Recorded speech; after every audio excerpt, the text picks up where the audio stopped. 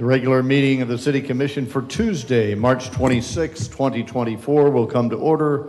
Please join me in silencing your cell phone.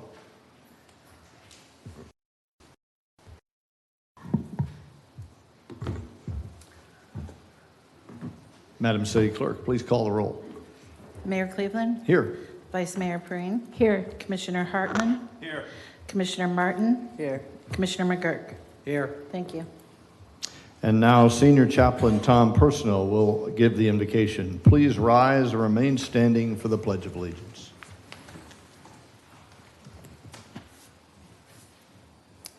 Pray with me. Heavenly Father, thank you so much that you've given us this wonderful location and locality to be in, Lord. We're so grateful that we have this piece of paradise right here. Lord, we're thankful for these officials here with us today, that both elected and appointed, that they're willing to make those hard decisions that your residents are counting on.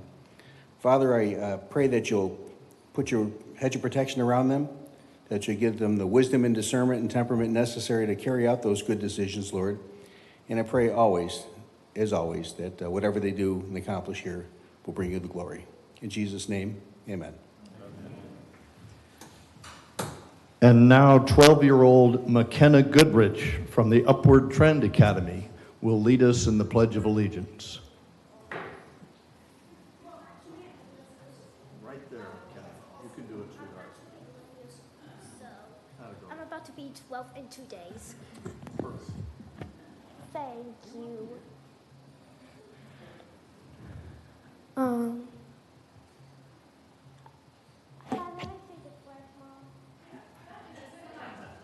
got it, McKenna. I pledge allegiance to the flag of the United States of America and to the republic for which it stands, one nation, under God, indivisible, with liberty and justice for all. Thank you, McKenna. Please be seated. Please be seated, ladies and gentlemen. I want to congratulate Mom and Dad, Veronica Patterson and Brad Goodrich, for the fantastic job you're doing with your daughter. Thank you all for bringing her tonight. Welcome one and all to your city's bi-monthly business meeting. We're delighted you're here tonight. It's a capacity crowd. A special welcome.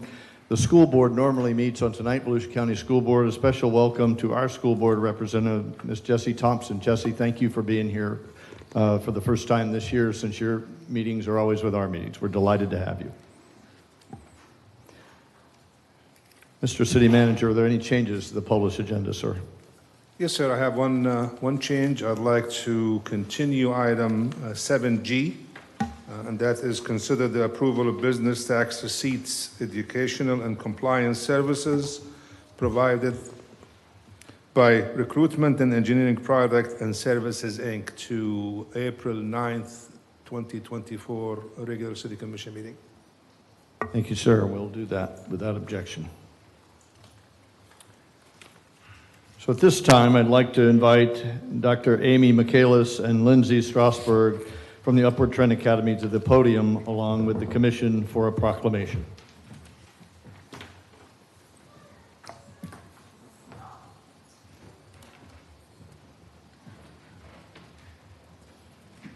Test.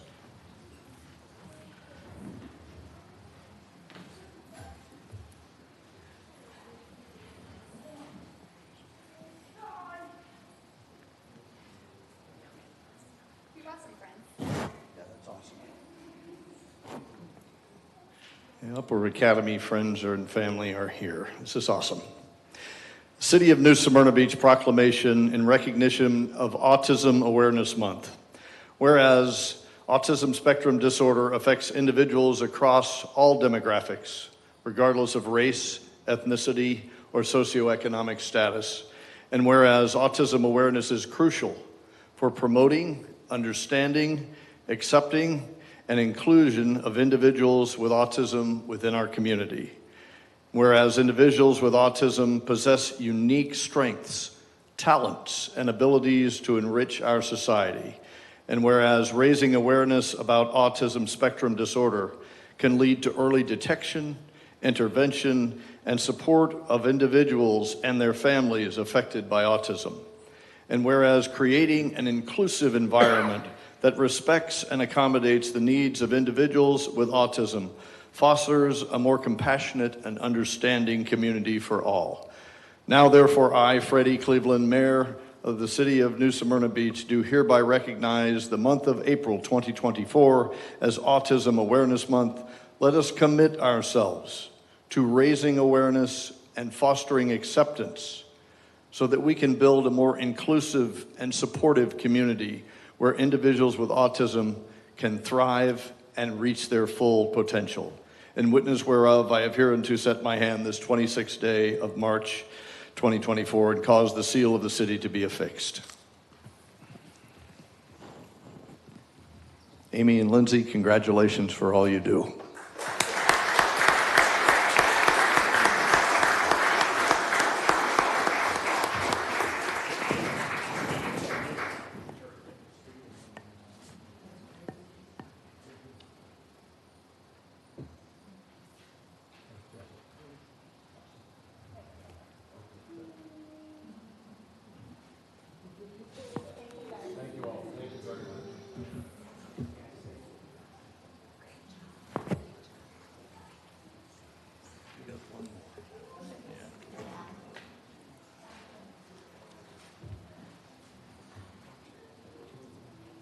And so now if Sarah Hutchinson and Candace Cecil and the members of the Board of Realtors will join us here at the podium for another proclamation.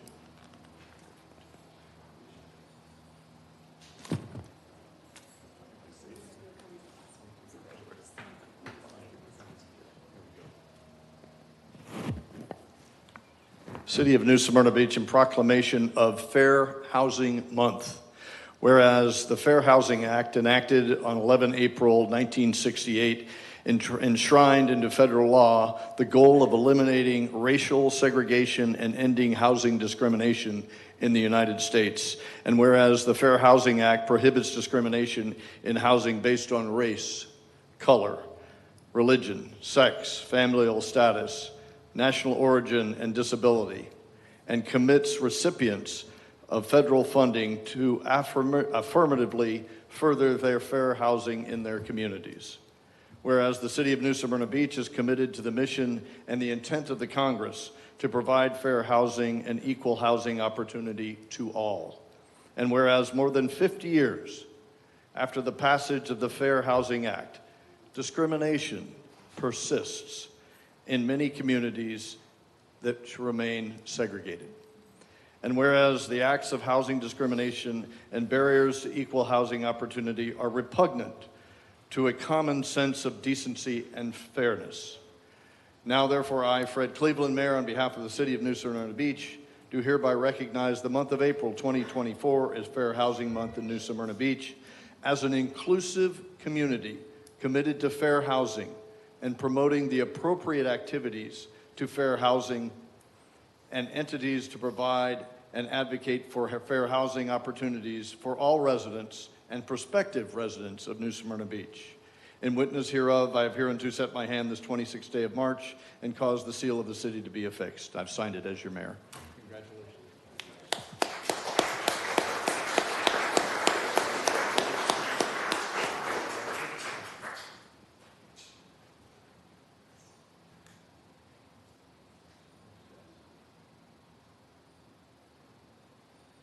Thank you very much, Board of Realtors.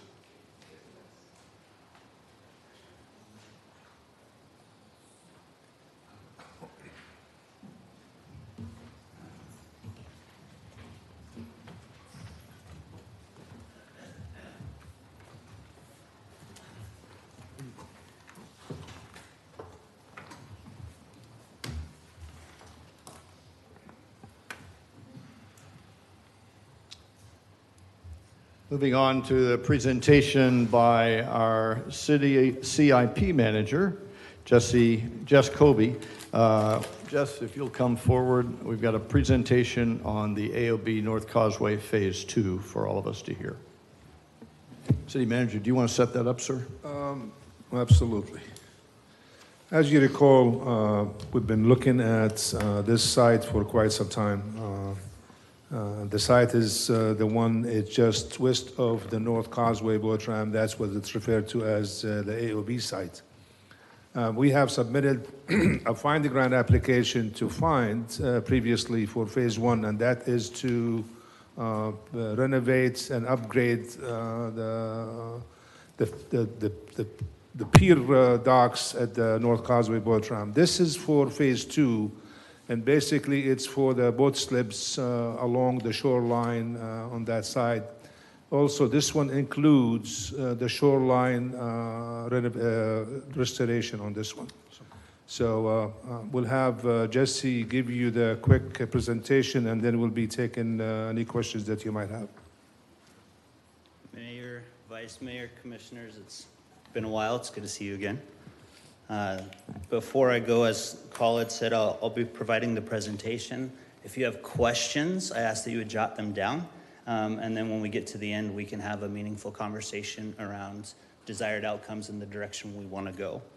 So tonight's presentation is around the North Causeway improvement plans. And we're going to be looking at a couple of things. The intent is to provide a high-level overview of the overall improvement plans so that we are all clear on what we've decided on doing, how we got to where we are, and where we're going next. So it will be like a 30,000-foot view of the overall site plan, along with a brief history of things we've decided so we understand how we got to where we are. And then we're going to do a status update on phase one, along with then we'll get into the more granular details of phase two, as Khalid mentioned, and we can have some discussion around that. As you guys probably all know, and most people here, but just in case somebody online or present doesn't, the AOB North Causeway location is about 0.2 miles from this building that we're in. So if we were to travel, if I can, we're about right here on the map. And if we were to travel down Washington Street over the bridge right here and go 0.2 miles, we would end up, went too far. We would end at the North Causeway site, which is right here. And this is what you're currently looking at is the eastern side, which is where most of phase one will take place. But that's where the location is. As far as kind of a project history and how did we get to where we are today, there's been many discussions over the years with some grand ideas and proposals of what should go at the site. Like, for example, a grocery store, or there should be restaurants, or a splash pad, and all kinds of stuff. We're not going to talk about all of those things. What we're going to talk about is what we actually have agreed upon as a city and what we've chosen to pursue. So back in March of 2022, city staff came before the commission seeking approval to apply for a FIND grant. That resolution was approved, and so city staff applied. In November of 2022, FIND awarded the grant to us, and we came back before the commission to accept and receive that grant, which did take place. And that was for design of phase one and design of phase two. In March of 2023, so we're going to see kind of March and October, November come back and forth, and that's because of the grant cycle. You apply in March, you receive the grant in October, November, so that's what you're going to see with the cycle. In March of 2023, a notice to proceed was given to Dredging Marine Consultants, which is DMC. So from this point forward, we'll just call them DMC. And that was to start the design of phase one. At that time, city staff also came back to the commission to apply for a construction grant for the construction of phase one. Not phase two, just the construction of phase one. In October of 2023, a notice to proceed was once again given to DMC to start the design of phase two, and what we agreed to in that design. Along with, in October of 2023, we received and were awarded the grant from FIND, and so we came back before the commission to accept and receive that construction grant, which did take place. In March of 2024, today, there's a resolution on the consent agenda tonight to go back one more time for another construction grant for phase two. So that's one of your consent agenda items, is to approve staff to apply for a grant for construction of phase two. So kind of a high-level overview of Phase 1. Phase 1 is more the eastern side of the AOB site. And at this site, this is the main, as most of you know, this is the main place where people launch their boats into the intercoastal waterway. So they can launch from two different sides, the parking lot side over by Outriggers, or on the other side, if you just turn off the North Causeway, right here you can launch your boats. And right now there's these current docks that are in existence, and two of those docks are caution taped off because they're damaged and they're not safe or structurally sound for the public to use. The main objective of Phase 1 is to convert those docks, those fixed docks, into floating docks. And those floating docks provide safety and better use for our public, along with resiliency against storm, because they rise and lower with the tide. And so that's the goal, is to convert those to fixed docks, which is just primarily so people can launch their boat, go park it over, pull their truck back out, go back down to their boat, and then travel off into the waterways. The current design status is, this picture is from about 2 months ago, and that was from our 60% design. By the end of this week, March 29th, we're expected to receive our 90% design plan, and by the end of next month, we'll be at 100% final design, and in May of this year, we'll start putting together our solicitation documentation for construction, so we can advertise for bid for construction this summer, and hopefully by the fall, we'll start construction for Phase 1. So that's kind of a high-level overview of Phase 1. Phase 2 is where we're going to get a little more granular and talk about tonight. This current picture is a preliminary concept. This was before we ever went to a design firm. This was before we even applied for a grant. So nothing in this picture was determined. Nothing in this picture was precise. Nothing in this picture was guaranteed.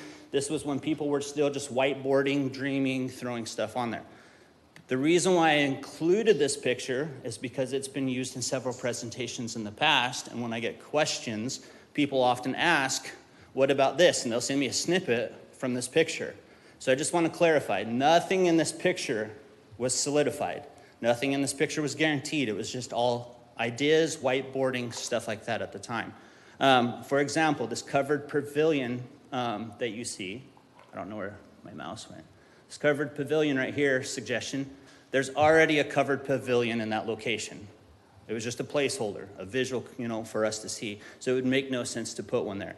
But what was proposed back then when we were dreaming is some day-use docks or some boat slips. There was a proposed dock you can see connecting at the top, an office. So what did we actually decide as a city to do? We decided to do 2 floating docks, which we'll call Dock A and Dock B. We decided to move forward with 2 covered pavilions. We decided to do some shoreline stabilization, and we decided to do some floating or timber boardwalk dock to make the place nicer. That's what we actually agreed upon in our proposal. That's what was approved by this commission, which city staff has pursued with a design firm. The current drawing you're looking at is from our 30% design. This is the status we're at right now. We're at 30%. We decided to pause right here because this is a great time to pause and just check in with everybody, which is the goal of tonight. We want to check in and make sure we're all still aligned on the vision and the direction and confirm we're going the way that everybody wishes. And if not, this is a great time to shift, pivot, change things up a little bit. Because if we do it later, it gets really, really expensive. Also, this project's been in the work for years.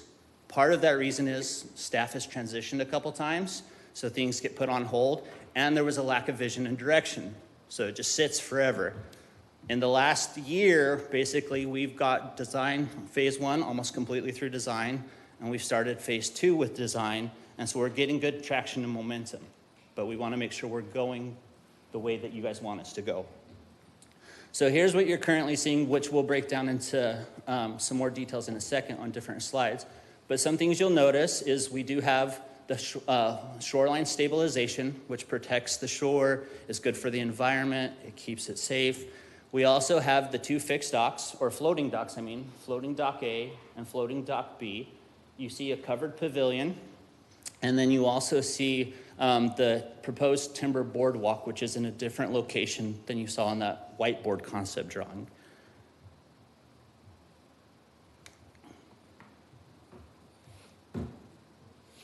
Oop. In this is just zoomed in a little bit. Floating dock A provides opportunity for boat slips, goes up to the shore, connects to the shoreline stabilization, and since there's already 2 covered pavilions at the site, we thought putting a covered pavilion at the end of this floating dock would be a great spot.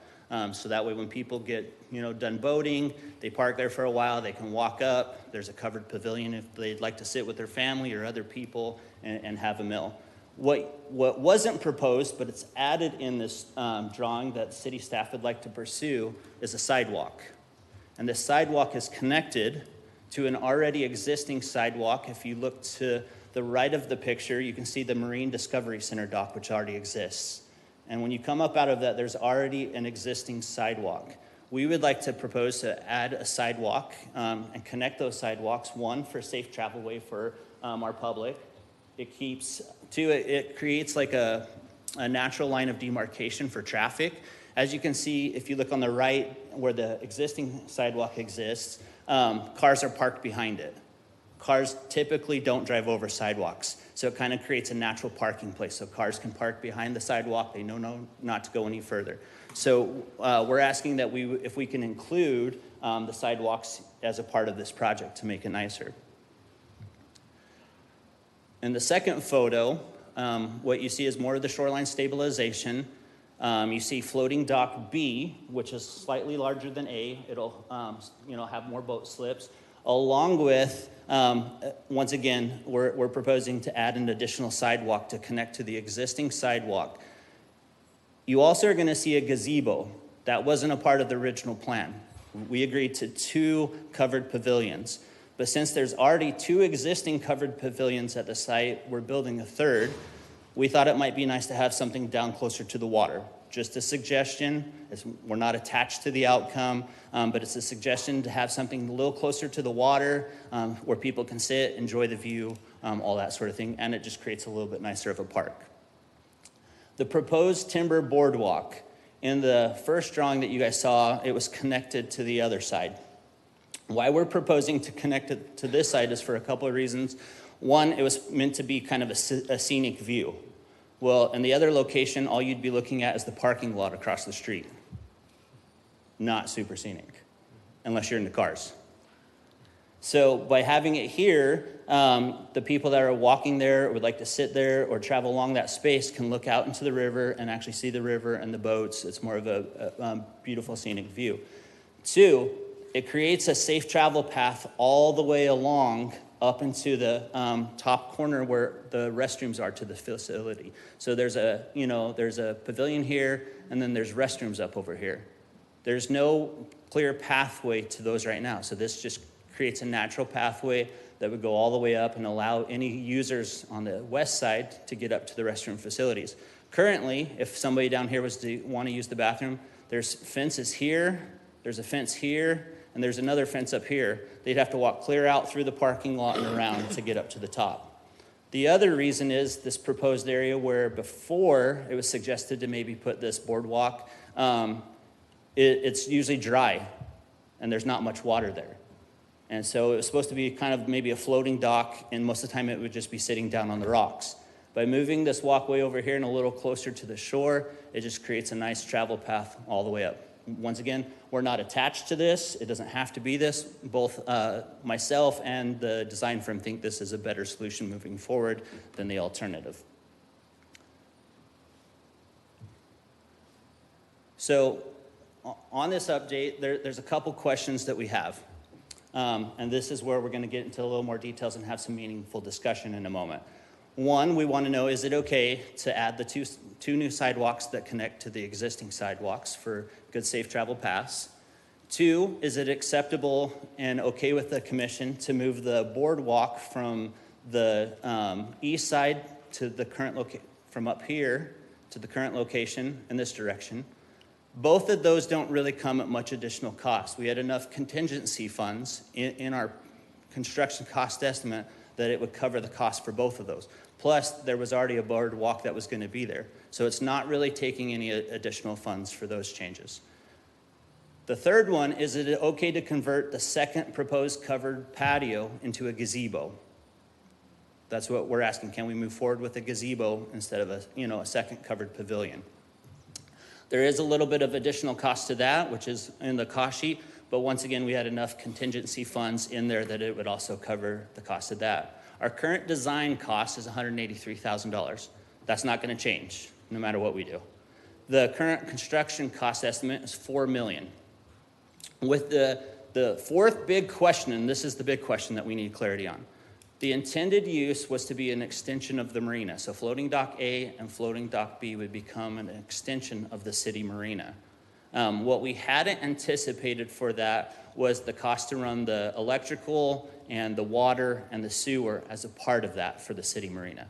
So if we still move forward as an extension of the city marina, it's going to increase the cost by about $180,000, which would bring us up to about, instead of $4 million, $4.2 million. At the end of the slide, there was a cost breakdown. But that's kind of our big question is, do we want to use those floating docks as an extension of the city marina as we were currently intending, or are we hoping to use it as passive day use, or maybe one dock for the city marina, the other dock as passive? This is where we're going to look for a little bit of direction and clarity from you guys as we start moving forward. That's my presentation. We're now open to questions. Thank you so much. I appreciate that and the style in which you delivered that. Lots of questions, I'm sure. We'll start with the Vice Mayor. Thank you, Jesse. I do have a lot of questions. I believe our city marina's pump out station isn't working. Are we going to include a pump out station in this area? I do not think at this time the logistics for how it fully integrates with the city marina, as far as some of those have been fully worked out, but I don't know if it's currently working or not. I don't know if Rob would like to.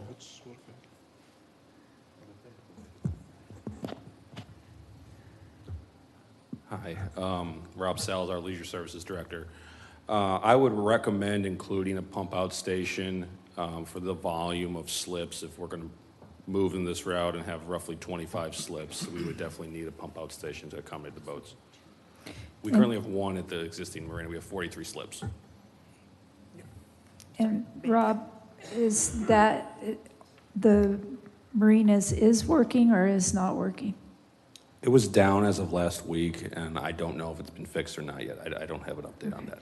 So I think that is something we should consider. Stay up here if you would for a little bit, Rob, and help Jesse, because the other questions I have are going to be similar. I have a hard time visioning what the day use would be for, because there's not a lot of restaurants or transportation. It's not like we're near Canal or near Flagler. But I like the idea of adding income to our city marina because we're limited there on use. So we have all of these slips there for day use with no electricity. I don't see that many boats pulling up there for day use just to hang out at the pavilion, unless we have a shuttle or something connecting both streets to that. That's just a thought. And if we don't utilize the city marina with this, is this going to take away income from city marina in any way? So currently we have 7 transient slips at the existing marina. A transient is a temporary boat that's coming in and out. And with a possible 25 slips of passive use, it could potentially take away existing business if we just let free, unmonitored boats come up and utilize the slips. My recommendation would be to institute some type of transient policy similar to what we have for the 7 slips for the existing, or the proposed 25 slips, to where we have, like you would say, the revenue stream coming back from the investment. What that looks like operationally, I don't think we've gotten that far yet. We're still in the preliminary, like what's the concept going to be that we're going to be working towards. So That would be my recommendation. And to follow up on that, Vice Mayor Perine, as a reminder, our intention is to make these a part of an extension of the city marina. We just want to pause and check, is that still the direction that we should be going? It sounds like there's a big need for that as long as we incorporate it with the income. We don't take away from the city marina.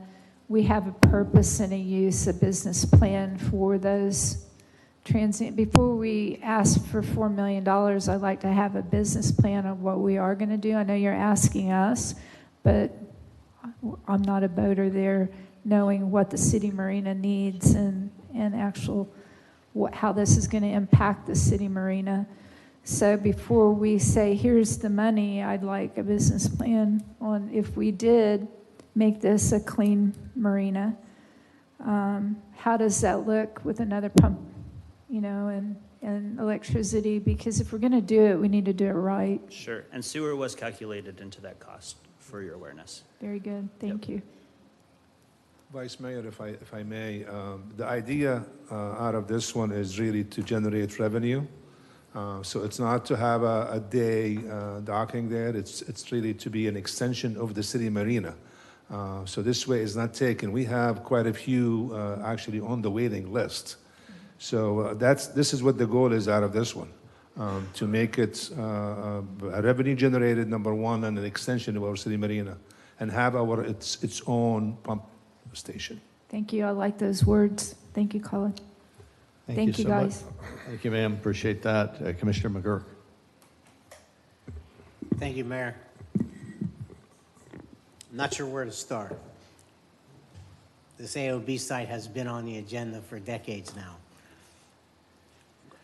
You threw me off a little bit when we said we plan these for part of the city marina. When did that? I don't recall these slips going in as part of the city marina specifically. Is that something that we want to do now? Yeah.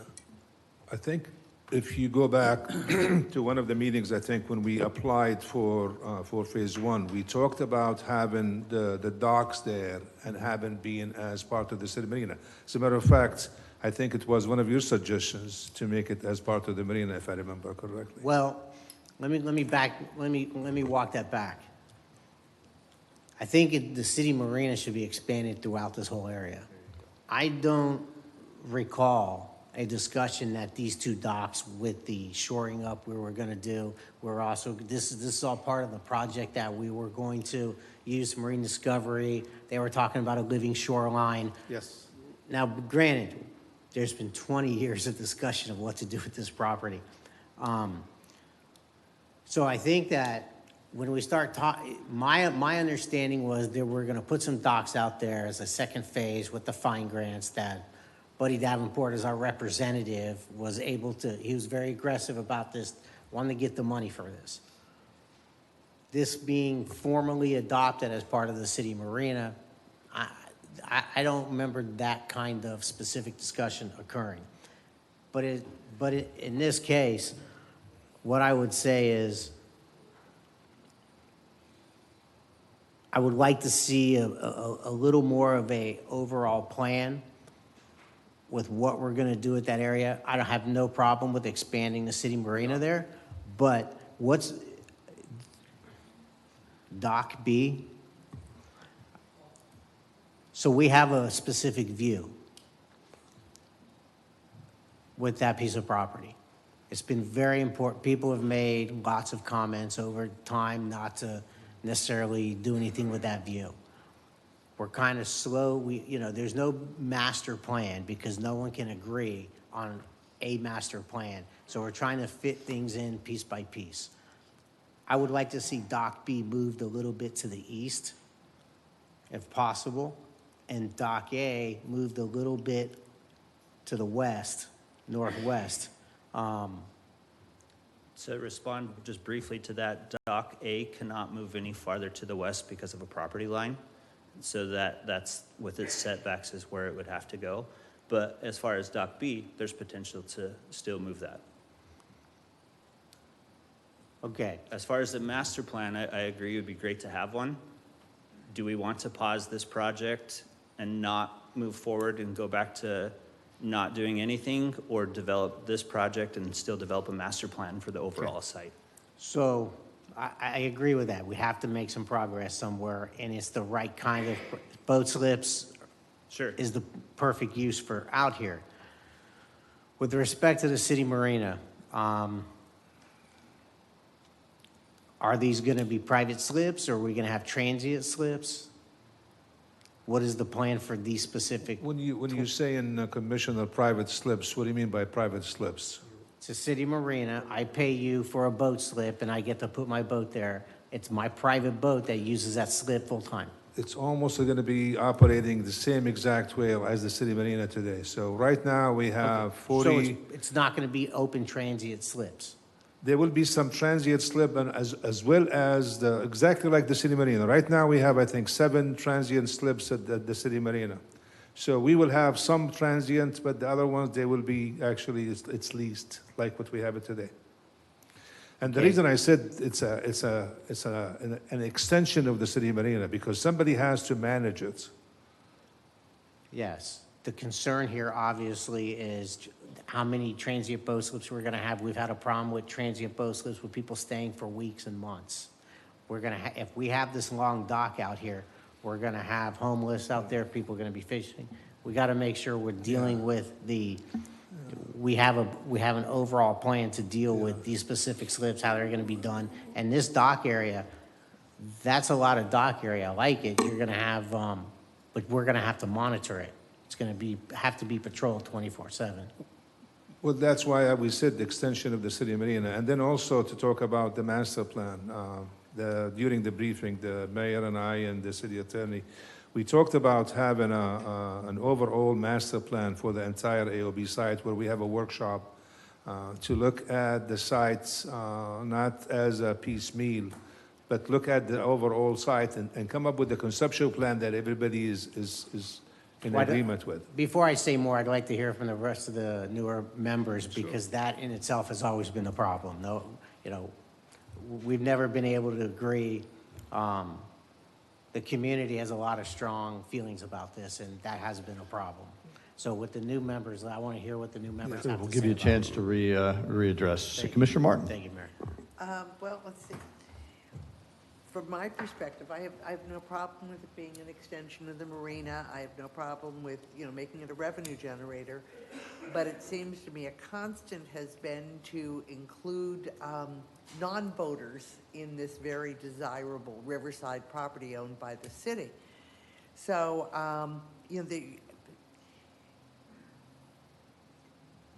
things like what happened to the Marine Discovery Center Living Shoreline? Is that no longer part of the plan? It is. Why I didn't, I'm just looking at this and I didn't see it on the plan. So I didn't know if the living shoreline had been. Are you talking about the shoreline stabilization that we're doing all No, across? that's a rock revetment as opposed to a living shoreline, which is. It's part of it. It may be part of it, but nevertheless, there is no reference to what had been, I thought, a constant in the plan for the living shoreline, including, working with Marine Discovery Center. So I'd love, I would like more detail on that, for example. Also, like the kayak launch, which is mentioned in the staff report, I don't see any indication on your conceptual plans. Sure. So 2 things. We have reached out to the Marine Discovery Center several times, both on this and one of the other agenda items tonight, the boathouse, and they're in favor. As far as living shoreline stuff, that wasn't in the design proposal. Shoreline stabilization is. So, but that doesn't mean, I guess, it wasn't a part or somebody's idea to include somewhere in the project. I think it may have gotten lost along the Sure. way. I think it should be an important component. I'd also like to see, again, this was, one constant had been more of a neighborhood inclusion and a simple connection between the multi-use path along North Causeway coming down into here, just an extension of any of the walkways.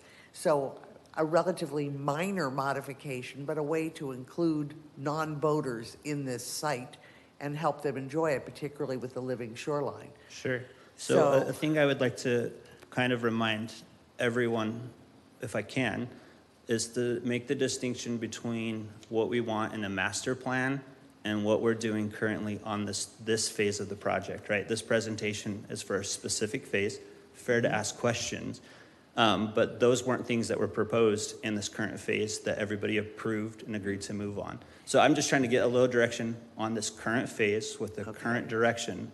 Are we still good to move forward? Because I feel like we're starting to drift. No, I understand, and from my perspective, if these things are included on a master plan, Sure. they don't need to be specifically located here. I don't want them to get lost. And I worry about the kayak launch, I worry about the connection to the multi-use trail, and I worry about the living shoreline. Absolutely. The other thing that concerns me is that area floods.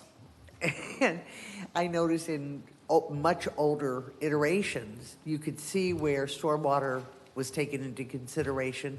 Again, I didn't see it here, doesn't mean it's not, but that was an item that I think we don't want to lose that, because it'll go straight across North Causeway, you know. Sure. And so whatever we do, however we design it, at least be prepared Right. for the water that will come. Correct. Okay? The two things, there is still a kayak launch as a part of this proposal. We were going to put it where the current timber boardwalk is placed. So if you guys approved or were good with us moving forward with that, we were going to start looking at the next location on the site where we wanted to put the kayak launch. As far as stormwater, that was a part of the survey process. So Yeah. it's been taken into account, just to let your mind be at I ease. appreciate that. These Yeah. are just items I don't want to get lost as we move forward. Absolutely. The other question I had was, I saw where the police and fire docks had been removed, but I can't tell whether the dry storage that's coming up later is part of this plan, and if so, where is it located? You know, I can't tell whether you're operating in parallel or whether you're connected. Sure. So the police and fire, what was called mooring, which was just basically two dedicated spaces for them to use. Yeah. They can still use two spaces if they'd like, and we could dedicate two spaces to them. The intent was, though, the police, which is the boathouse is an item, is they want theirs separated from the public where they can have it more safe, more secure, do some extra things so where they can store equipment, stuff like that. But as far as if like the fire department wanted to have a dedicated space, I don't see an issue with that. Well, those are two different issues. I believe that building one space would be a lot more cost efficient for both departments than building two. I just didn't see where it was on this plan. Sure. And so- Fire departments never approached us about a boathouse. If they would like to, we'd be more than welcome to have that conversation. Oh, so their house at the existing marina. But if they would like a boathouse, they're welcome to approach us for that discussion. Yeah, I believe that would be appropriate, but is it in this part of the Phase 2 plan? I mean, I'm just saying. So a boathouse was never a part of any of this project, just two dedicated slips. Okay, so if we approve the dry storage, where would it be? That's a separate project than this one. The one that I you're talking understand about. they're separate projects, Yeah. but wouldn't it also be around the AOB site? Correct. It would be right here. We'd be removing this floating dock on the opposite side of the Marine Discovery Center boat. And that's where it's proposed to go, the police boathouse. And the Marine Discovery Center is excited to share the space and have such a presence near their space. Okay, But that's the location, but it would be a separate project. understood. I Yeah. just, I Sure. have a plan in front of me and something's taken away, but, we're also supposed to approve that tonight. Well, where is it? Sure. So, just wanted to make sure that you're operating in concert, not in parallel. Agreed.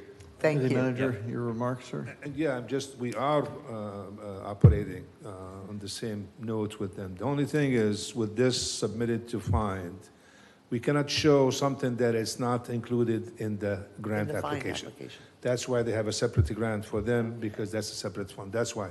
But it's gonna be on the site, as he pointed out there, but they are working together. The only thing is, we will talk to fire to see if we could have both at the same place. Thank you, sir. Commissioner Hartman. So I don't have a problem with your sidewalks. I like your sidewalks. It's a Thank great you. idea. And we go on from there. The gazebo off of where it is currently located, I don't think it gives much purpose for the people who will probably use the gazebo. Because they're going to be blocked by the docks and/or especially with one of the other items coming up later in the consent agenda. So probably rethink where that gazebo goes, maybe further over towards the wooden pathway. Sure. If that stays. I'm not a big fan of that gazebo because I don't think will serve its purpose where it's currently at. The other thing is, if you're going to include a pump out and sewer for the docks, then why aren't we considering a bathroom at this site also?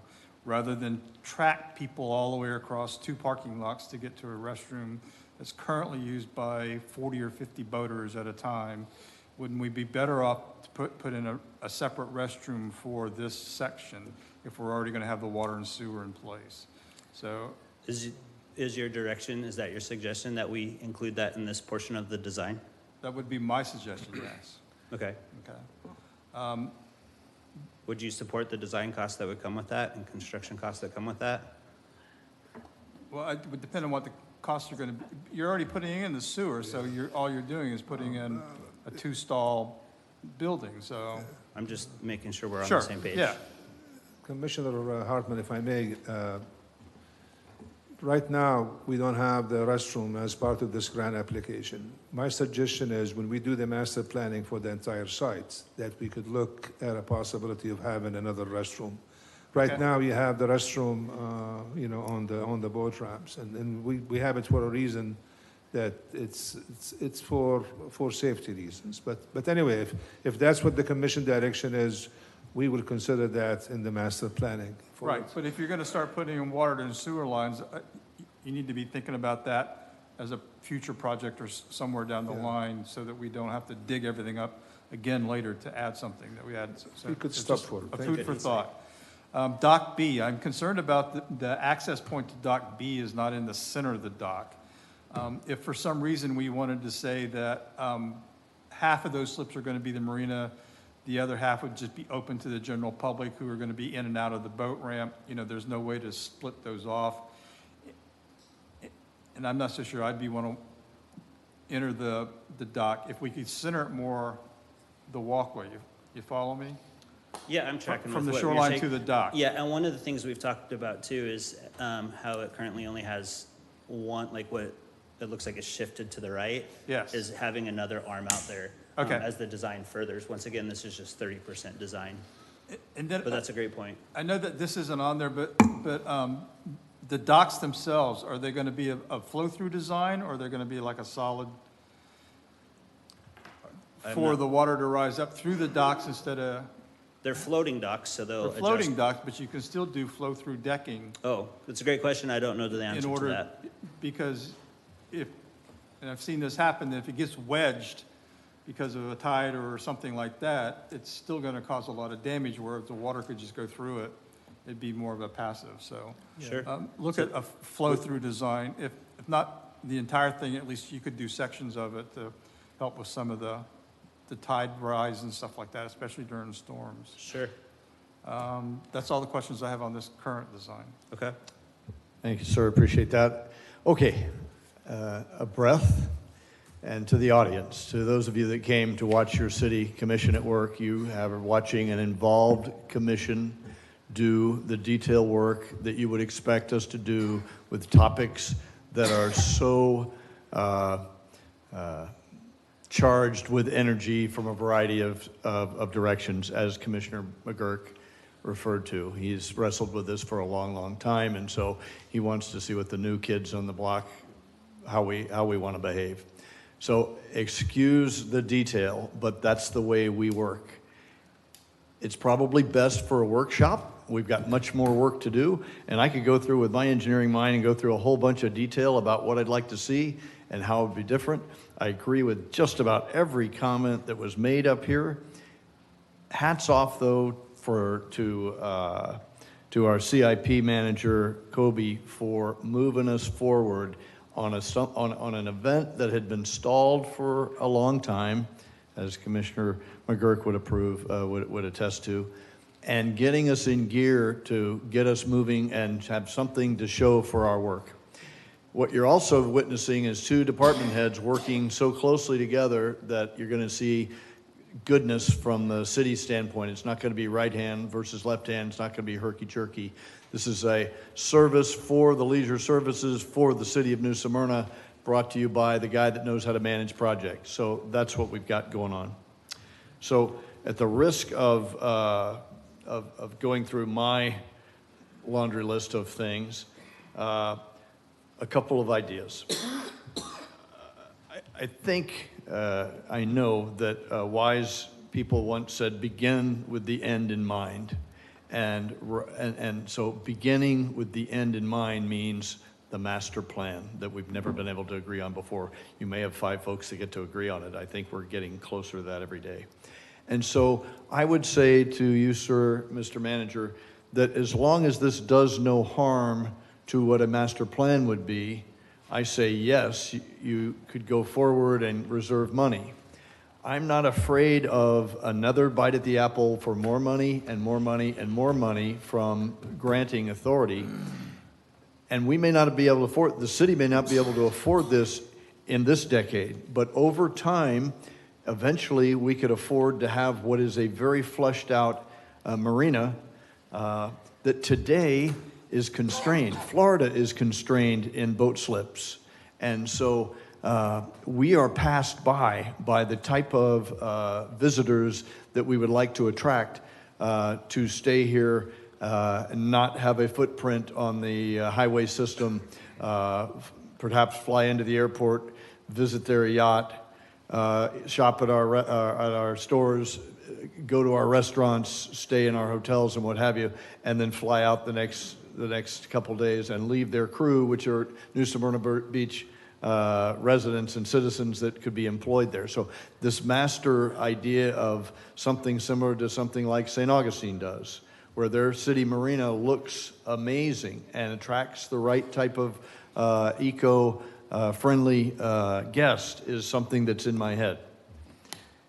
I am with Commissioner Martin on the difference between a concrete revetment and a natural shoreline. I've talked to Chad Truxell, the director of the Marine Discovery Center. He is in favor, and they can get grants to do your shoreline. I mean, so there's some multiplicative stuff going on here, and it will be one that we'll all, the people who may not want anything like this are the environmentalists that Mr. Truxell and the group at Marine Discovery Center appeal to. And so as soon as you say this won't hurt the shoreline if we do this, these are floating vessels that are away from the shoreline, and the shoreline is not going to be stacked with rock. It's going to be this natural shoreline, which really works and has science and math and logic behind it, would be a great tie-in to reduce the friction between those that would say, don't do anything, this AOB site, leave it alone, it's better like it is. Well, I don't think it's better like it is. I think today it's ugly and not used by many. I think it needs to be used by our citizens. Anyway, I was gonna pepper you with how many slips, how large a vessel, power and water, what's the master plan, kayak and paddle, pump out, yes, police boat, absolutely a part of it, bathrooms without a doubt. But I think it's better set for a workshop. So we'll get a reapproach by each of the commissioners, but I think, sir, as long as you do no harm to allowing what a master plan would look like, and this could go forward and dovetail nicely, and you can get your money up front to start something, that would be awesome. If we have our workshop to do you have 30% design here, if there's a 70% design, we'd love to have some input for, like Commissioner Hartman said, hey, I don't know about, the approach to the dock being all the way down to one side. I happen to favor moving the whole thing out a little bit further and putting vessels on both sides. I mean, there's 1,001 ways to double this thing up. Anyway, with that said, that's my 2 cents. Any reapproaches from any other commissioner? Yes. Commissioner McGurk, I hope we helped tell you what we thought. Thank you, Mayor. So, and a lot of the things have been gone over, including the idea of pushing those out. I support the overall project. Couple little details. What I'd like to see you guys move forward. I think the people of New Smyrna are entitled to get something going with this. Everybody always asks when we're going to get something done. we can all nitpick this thing, and we're never going to agree on what exactly it should be. But as the mayor said, the idea of this fits in, as long as this fits into the master plan, which I think it does, I think we go forward with it. My concern about the bathrooms are they're so expensive that I don't know if we have the funding to do it. If we have the funding to do it, I'd love to see bathrooms at a number of places. To be transparent, I don't think we have the funding that would fit in this phase, but I fully agree that it's a brilliant idea. Yeah. In the future, it'd be something that's almost necessary, depending on how this grows and how it's used.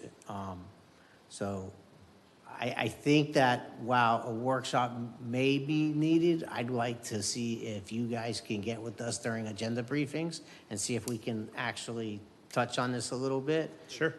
For the possibility of avoiding a workshop. No offense, Mayor. We'll workshop ourselves to death. Okay, very good. Any other follow-ups? Vice Mayor. My only follow-up is, I just want to remind people that something that wasn't mentioned tonight is Phase 1 is paid by our parking fund. So when we started charging for the boaters to park there, guess what? We're putting the money back into that area. And I think it shows what you guys have done at work for our city. We earn the income from that boating area for parking, and it goes right back into that same area. So, but this is a little different. This is $4 million, it's plus maybe. But I look at the city marina now, and I know our restrooms there could always be better and bigger. So I like the idea of our mayor's suggestion of putting this in phases and plans, because at the end of the day, we all love these ideas. But as you said, the $2 million of our cost, if we get $2 million in grant money, all of a sudden becomes $5 and $6 million as it gets pushed down the road and the can kick, because prices never go down, they always go up.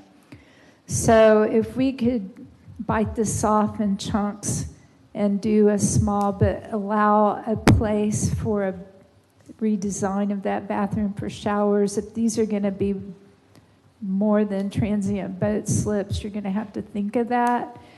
The pump out's a must. I can't see not going forward for that because we want clean waterways. But good job. I think you're on a great start. Thank you. Appreciate the feedback, Valley. And we agree that in phases, you can, even within a master plan, you're consistently moving towards your goal, right? 100%. It's easier to get funding when you have that as well. Awesome. Thank you, guys. Thank you both. Thank you, Jess. Thank you guys for your interaction Rob. and good questions. Appreciate it. And now the part we've all been waiting for, the public participation. Not yet, Mayor. Oh, have you got more, sir? Oh, I'm sorry, city manager's report. Sorry, Colin. I'll be quick and brief. I met with the CEO and NSP utility staff regarding our pickleball courts out there on Glencoe. As you recall, we had some issues with the courts being at the back of the Humane Society, where they felt like we will be disturbing, especially the dogs there. So we've been talking to the NSP utilities to see if we could maybe accommodate. The only problem is there is a 24-inch water line and a 20-inch water line in one of the sides of the property. So we couldn't be on top of it. So our staff is working with their staff to see if we could maybe have the dog park, which is the existing dog park, and the pickleball courts almost kind of side by side. The chief and I, and also a police officer and the clinician, we went and we visited the True Health. It's a facility in Sanford that I didn't even know that it exists. This is part of the homeless program that we're working on. We will be collaborating with them as well as with Advents and other groups. We were supposed to have a meeting this coming week, but then Dennis has asked us to reschedule. He's trying to gather the groups together. We finally heard from FDM on our elevation and demo projects. As you remember, when we applied, they had 3 different categories. One was the acquisition, the elevation, and also the demo and rebuild, where we gave the residents choices to choose from at that time. So, for example, people choose to do the demo and rebuild, and we applied and we were approved, and we started on the elevation projects, and then all of a sudden FEMA has changed their criteria, saying that for the demo and rebuild, we have to have a structural engineer to indicate that the house cannot be elevated. That's why we'll go to the demo and rebuild, which we did that. So right now it's in the FDEM. They authorized them to review it. So it's going to take some time, but at least it's a step forward in that direction because we've been waiting for them to hear from them. You have the financial report attached to the CM report, as well as the social media report, and also the NSP utilities capacity report.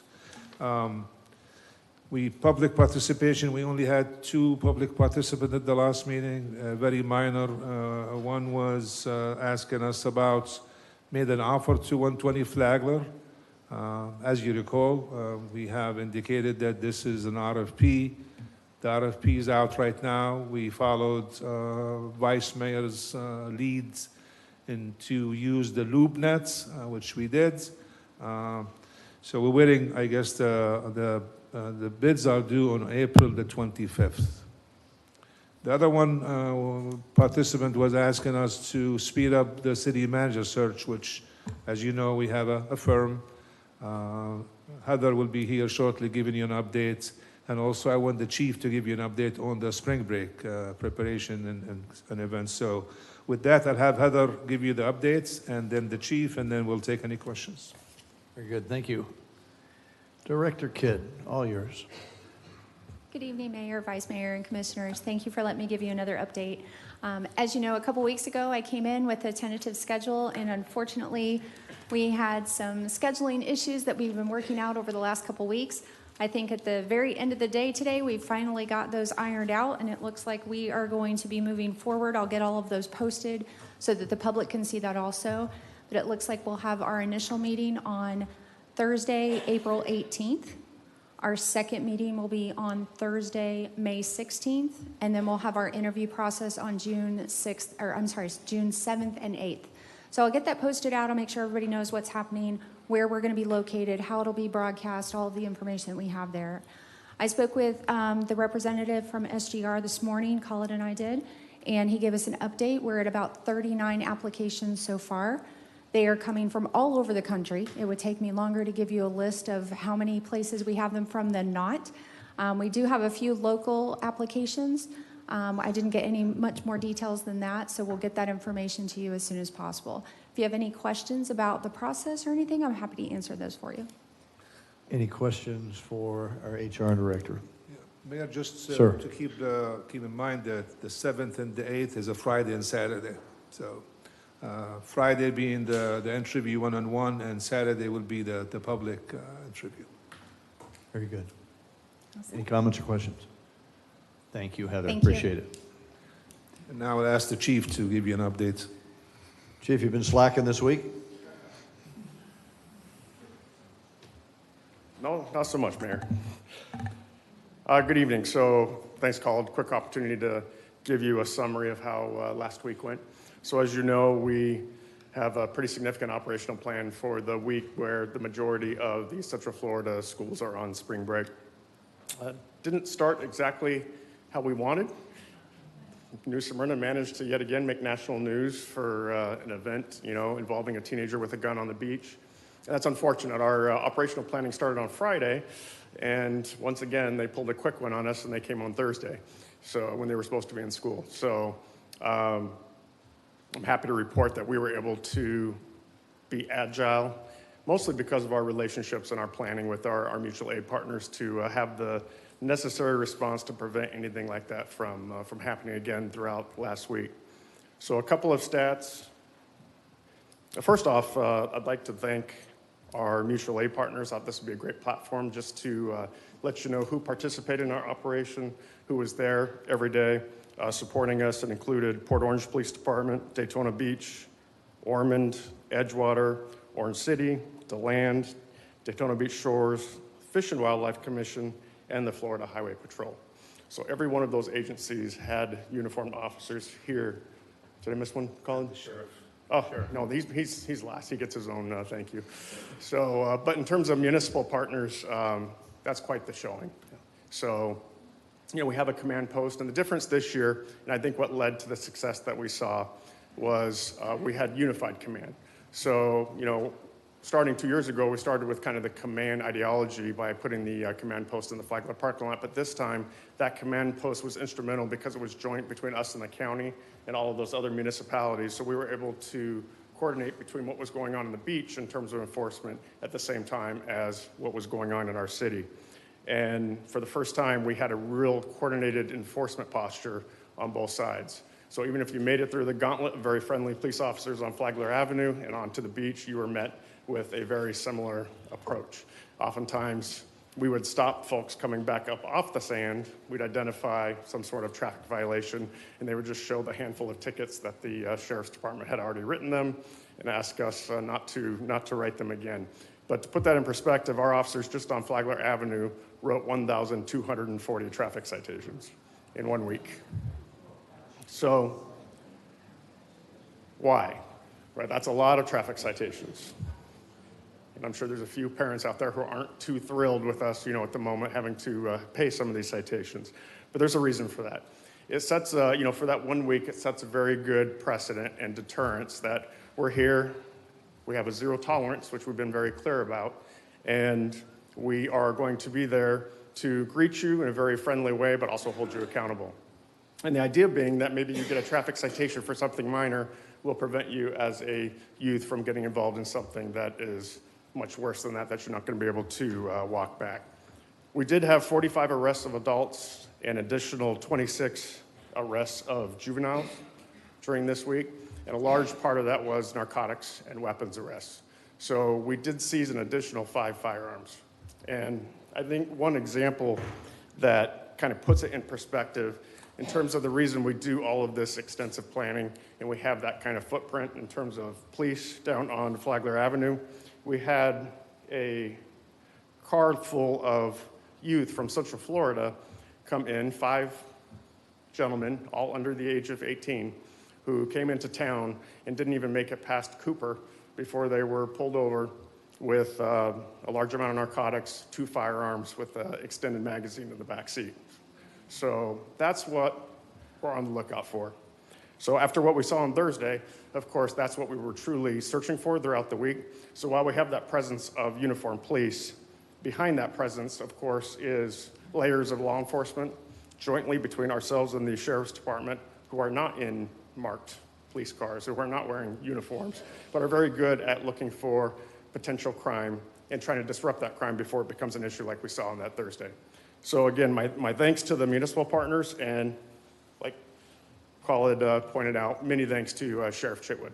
So the undersheriff and I, you know, talked throughout this operation. He just pushed more and more resources our way as we looked at evolving to match what we saw on Thursday. So I'm happy to report that the city is no worse for wear after this spring break. That's all I have. Thank you. Excellent. Thank you so much. Any questions for the chief on his report? Could I just say thank you to you and all the officers that were covering Beachside? It was a really rough week, and your people were unfailingly courteous and smiling, and it's a real testament to your staff. So thank you. Thanks, Commissioner, and thank you.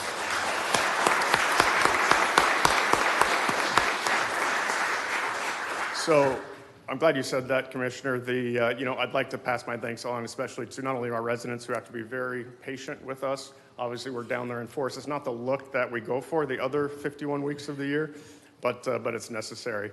And their patience and the patience of our business owners who allowed us to park and have officers, you know, on their properties. We attempted to do our job.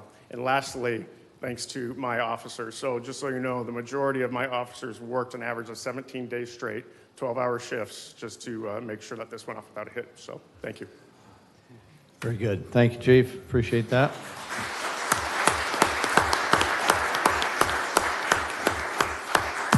And Mayor, we received so many positive comments from business owners and also residents. So I want to thank our police, the chief, and also the officers who are involved from our agencies and different agencies. So as he said, our officers are 17 days in a row working 12-hour shifts. So You bet. our hats off to them. Absolutely.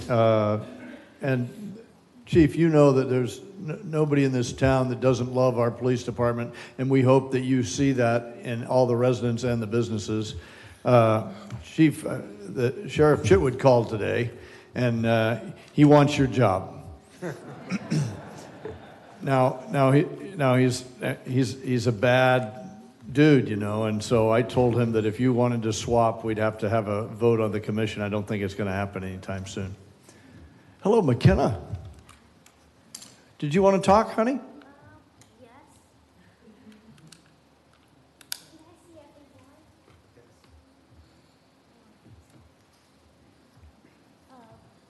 Thank you all for coming to my school. And guess what? What? Now I love my school and my city. Thank you, McKenna. Thank you, sweetheart. Thank you, Dad. Thank you very much. Appreciate that, sir. Okay. Public participation. If there's any citizen who wishes to speak, please approach the podium. You'll have 3 minutes to do a monologue. This will not be a dialogue. We'll not answer questions, but the city manager and the city clerk are taking notes, and you'll be notified and contacted if that's required. If you're here to speak about the Venetian Bay issue, please wait until the public hearing is held, which is a few events later, so that you can be on record for that event and your vote, your participation will count for the vote. I'd appreciate that. When you come up, please, you'll have 3 minutes. The green light will come on when you start, the yellow light when you'll have 1 minute, and the red light is when you'll be done. When you come forward, please, your name and address for the record. Good evening. Palmer Wilson, 101 Donlin Drive, here in New Smyrna Beach. I'm usually up here to urge you to consider my position on some specific topic, but tonight it's different. I'm up here to thank you for stepping up and using your expertise to guide our city toward the most effective and efficient manner possible while taking into consideration the views of everyone. That said, I recognize your job is a tough one. No matter how you vote or decide to move forward, you're going to make some segment of the population unhappy. But that's at the heart of a democracy where the majority usually wins. But I constantly hear grumbling from small segments of our population that indicate you're getting paid too much for your work or that you're corrupt. I take issue with both, and I think you not only do not get paid nearly enough for the amount of time, effort, and aggravation that you suffer through while you lead this city. I find accusations of corruption unfounded and ridiculous, and that comes from a person with over 40 years plus of experience in law enforcement and who has participated in taking down corrupt public officials. I hear that people disagree with your decision, subsequently attempt to harass you via stalking, anonymous mail, and texts at all hours of the night. In my opinion, that behavior is outrageous and unacceptable, nor is it deserved for your efforts to support this city. Your private time should be yours and not interfered with. If they disagree with your decision, they should address it professionally and appropriately. Civility and respect are also essential components of a democracy, and I would hope that this real small minority would take heed of that situation. So in closing, I applaud your dedication on our behalf by taking on these difficult jobs, and I wish you the best in the future. God bless each one of you. Thank you, Officer Wilson. Appreciate that. Thank you so much. Yes, ma'am. First of all, thank you so much for letting us speak. My name is Lori Charlo. The last time I was here was about 1.5 years ago when you honored my son for the Christmas boat parade when they rescued the man that they found floating in the mangroves. So I've never spoke before council before, so I'll make it short. I didn't think I would be here. So I want to thank you for that. What brings me here is that I was a little surprised and I don't know which way to go with this. So I have some ideas. We'll table that. I am a local realtor. I have been for a little bit. I live here. My kids work here. I have a 10-year veteran lifeguard son. My other one's a captain. But I'm a realtor. And on Sunday, with a 2-hour window, one of my other coworkers texted me within an hour that code enforcement was picking up my signs. So I do know about the rules and restrictions. They go over them in our office probably a good 3 times a year, especially when new realtors come in. And I have a packet because I got it from Barbara, who's head of code enforcement, and I made sure I knew where my flags and my signs were. They were way far back. It was over on the mainland side. I had them back. They were behind. There were no signs out front of them, and there were no telephone poles. They were taken. I got a text at my open house that code enforcement had backed up and was taking them.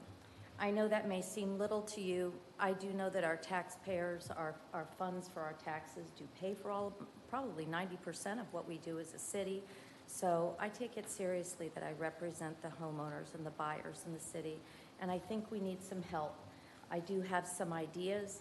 I spent 3 hours diving in dumpsters, 2 hours Sunday when I got finished with my second open house, another hour on Monday, going for every dumpster that I could go.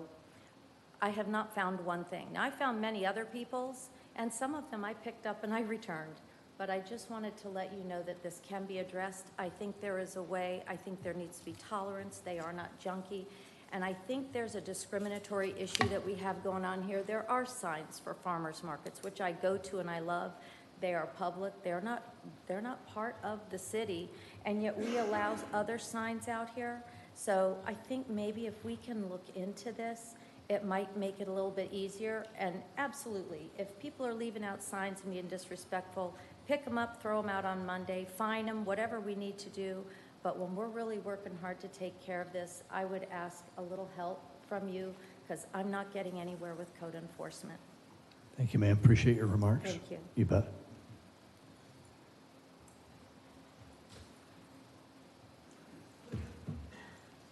Good evening. My name is Tina Sabella, and I live at 325 North Causeway. I am the owner-operator of the Ice Queen truck. You all may be familiar with my business. I not only am a contracted vendor on the beach, up and down the beach, but I also do a lot of other events, private parties, and things like that. My issue is with the points of 7O and 7Q this evening for special event consideration for approval of food trucks. This has been an ongoing issue with me. I have directed my questions and comments to many people at city levels regarding the food trucks that come into the city of New Smyrna Beach that are contracted at the Brannan Center and for other events are not local food trucks. So my question is going to be, who is requesting the approval of these food trucks to come in?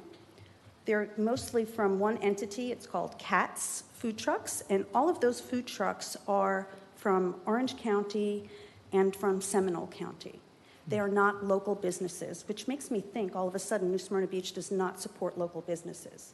And I'm not just talking about myself. There are many other food truck vendors and food vendors that are here, not only in New Smyrna Beach, but in all of Volusia County. I do events all over the county, and I do more events outside of New Smyrna Beach, with the exception of the beach, than I do here for city events. So my question is, who is requesting these permits, and who is being contracted to bring the food trucks in? There are some very reputable people that do planning for events all over Volusia County, and they bring in food trucks from Volusia County to all of these other events, except for here in New Smyrna Beach. We continue to bring in Katz food trucks and support all of these other local businesses from outside of Volusia County. Appreciate your comments, ma'am. We'll get back to you. You bet. Thank you very Thank much. you so much, Tina. Thank you. Anybody else for public participation? Seeing none, public participation is now closed. To move on to the consent agenda, is there any items from any commissioner who would like to be commented on first? Any comments on any of these before we go on? Yeah, any comments? I've got one on 7H. It's the Pegasus Engineering. And as I understand it, we'll be examining the pre-existing structures for permit completeness before we start the structure and Easter egg our way to finding things that weren't permitted previously. So I'm excited about that. We've learned from previous work there. Anybody else have a comment on any? I have questions about some items. Do you want to pull them so we can talk about them? Sure. All right, give me some numbers. 7 India. 7 India, 7 Charlie. 7C. I'll pull 7F as well. Okay.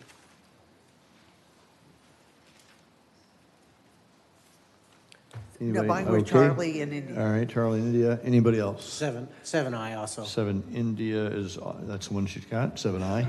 What else? Anybody? 7C, but she's already pulled it. 7 Charlie she's got. I think 7F ties into what we talked about before. I think we ought to talk about that for a second. So we'll pull F. Anybody else?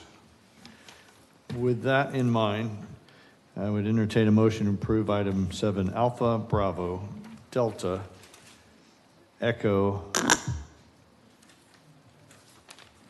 Hotel, Juliet, Kilo, Lima, Mike, November, Oscar, Papa, and Quebec. You said you were pulling hotel. No, just a comment. I just made the comment on hotel. Just a comment. Move to approve. Okay, we have a Second. motion and a second. Madam City Clerk, please call the roll. Commissioner Martin, Yes. Vice Mayor Breen, Yes. Commissioner McGurk, Yes. Commissioner Hartman, Yes. Mayor Cleveland. Yes. Thank you. Okay, let's pull 7C, which is the consideration adoption of the resolution. If approved, it's approve a submittal to the fine for the grant for the dry storage boat house that would house the police department's marine vessel. Commissioner Martin. Now, I understand that there is a specific fine grant and maybe even a police grant, but for efficiency, it would seem to me that we should include the fire department boat with that. They need a lot of the same services, and I would think it was perhaps unwieldy to first build one for the police department and then come back next year and build one for the fire department. So I would really like to see those projects, and I know we've been informed that the fire department has not reached out to you. I believe they will. So if you got some, if you can enlighten us and tell us that you have heard from them and you'd like to, why you want to do it separately or whether you'd like to do it together, we'd love to understand. A couple thoughts. To your point, they haven't reached out. If they do, that's great. We're happy to work with them and collaborate together. If they want to build it, we probably couldn't build one boathouse. There's restrictions to how big a boathouse can be and the size. So we'd still probably have to build two. They might be next to each other. So that is, there can only be so many, it's like 360 square feet. And even to do certain things we want to do for the police boathouse, we might have to do a variation anyways. But to build two together, I don't think would pass. We'd have to build two separate ones next to each other. The second thought on that is if we do want to build two of them next to each other, we'd probably have to pick a new location. We couldn't do the current location. It might not work with two spaces in that one spot. A third is part of it for the police, and if the chief wants to speak to it at all, is they're on a time frame. And so part of picking this location and the urgency to apply for the grant was to have the boathouse built by not long after they got the boat. So, which is also why we're doing it separate from the AOB North Causeway project, because we could have it built before those projects start. Well, I can say, and I appreciate it, and I appreciate the grant, and I appreciate being able to get that money. But as we know, there's also an economic inefficiency here. And one of the things I've learned through watching the commission for years before I joined, free money can be very expensive. So Sure. I just think we need to be thoughtful about A this. thought on the flip side, and I'm not attached to this, just as a thought on the flip side, by doing one, we'll know how to better do a second one. You learn things, right? And you can do it as a cost improvement on your second one. And But that's just a thought from project management experience. And you feel that there's adequate space throughout the site to accommodate two? I do not think at the current location we could accommodate two. That's why I recommended if we were to build both, we would probably have to pick a whole new location. Thank you. Yep. Any other comments or questions? Assistant City Manager, anything for you, sir? I agree with their assessment. We should move forward with this application at this time, given the timing of the boat purchase. Anyone else? Yes, sir. Yeah, because I remember the budget conversations a year ago where the police department was looking for a 3/4 ton truck to pull the boat because they insisted on leaving it at the police department, and we're looking for a building, to build a building out there to house it because they weren't a quick response operation, and there was no need to build it in a boathouse. Because I brought this issue up 3 or 4 years ago because the fireboat is currently occupying a slip at the marina. And we all know there's over 100 boats waiting for those slips at the marina. This would certainly provide availability to turn that slip back over to the marina for use. Now, the fireboat is a rib-type boat, so it's a shallow draft boat. So I'm not so sure just, what your spacing is, but I don't want to go forward and then come back and go, oh, well, we shoulda, coulda, woulda, if we just have thought about it, or at least kick the tires a little bit to try to figure this out going forward. I think the reason, Commissioner, the operational needs of the police boat and the fireboat are very different. So the fireboat, as you know, is there in case there's an emergency on the water and they need to deploy to put out a fire, typically a boat fire. The police boat is going to be operational every day. So we did originally anticipate that we would store it at the police department, and then realized we don't have anywhere to store it at the police department. We'd have to actually build something to store it at the police department. So yes, the truck is to pull the boat when necessary. If there's a hurricane, there's a reason to get it off the water, we still need the truck, as we do to pull our command trailer. But I think it's a different use case scenario. So we need a boathouse because of the fact that officers are going to be down there every single day operating that thing, and they need a way to store equipment with the boat, as well as be able to work on the boat and then have a higher level of security. That hasn't come up until today, about doing a joint project. I think, with deadlines of the fine grant application process, we're a little bit tied to the process that we're currently in. Sean and I did talk today, and he knows I'm more than welcoming to include them from this point forward, but I would hesitate to stall and lose the process that we're currently in terms of obtaining the approval for the fine grant, because our boat's going to be here in 45 days. And so that's why we worked with Jesse and Chad to come up with a solution that would be quicker than even the phase 1 or phase 2 of the AOB site. Any comments or questions? Well, Chief? no, but I mean, Go ahead, sir. The boat has been under construction for over a year now. Mm-hmm. So, this is like a last minute kind of conversation that we're having. And I haven't seen a plan for your marine unit yet, so I'm not sure. I understand everything you're saying, and I completely agree with you, but I also agree with it on the fire side. They haven't had that opportunity, so there may be other uses that they can do with rescue. They've provided some safety with some boating, regattas and stuff that have been in town that kind of has a safety boat. So they've been active on the water, but again, they're limited to where they can keep their boat, and the problems of transporting from point A to point B when it's not in the slip, and that slip is tied up for 24/7, 365 days, whether the boat's there or whether the boat is in the shed. So I don't think another 2 or 3 days to kind of kick this around and see what's amenable and can we get to this. Again, back to a master plan. What's our master plan for the site? And then, if you're not into this fine grant, you can get into the next fine grant. What is that timeframe, Jesse, on the fine grants? So I'll let Chad speak to that because I don't know the actual answer to that for the time frame for the grant. I would say it's not as easy as taking 2 to 3 days. We probably want to have enough time to apply for the fine grant. You have to have a concept drawing. You have to have certain project details, which we wouldn't have any of that. And to get that in the next 2 to 3 days and then fill out an application that matches it would be probably unrealistic. Jess, we might be comforted to know that you and the chiefs got together, and even though we say, yeah, go, fight, win, and get it, if you came back and said, all right, I've been given permission to submit, but now based on what I know today, after talking to Vandermark and Feldman together, I see a different way. I see where we can do this. You have that latitude. You under the city manager's purview. We just gave you permission to submit it. We didn't tell you to submit it. If you want to submit it, great. But we would be comforted to know that there is a bigger plan and this will fit nicely and nest in there and not mess up whatever master plan comes along. And maybe you've already got that under control. The application is due April 1st, but we can actually come with a resolution mid-May. So it does give a little time period where we can put the application in and come up with a, more of a game plan, I would say in the next few days, if that's possible. That delay the speed of the money? Excuse me? Does that delay the speed of the money? No, when it's coming in. This is actually the grant process. So the application is due April 1st, but we can actually have a resolution by mid-May. So it would give us a little time.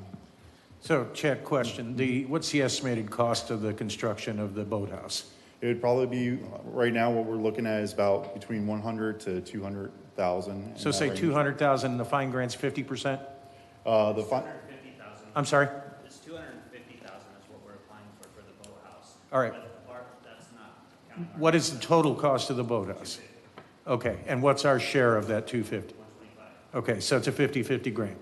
So let's go on the premise that the second boathouse for the fire department would be adequate size and configuration as to what we have now. We've just added $125,000 to this process, so we'd apply for $500,000, which would be, $250 on $500,000 in projects.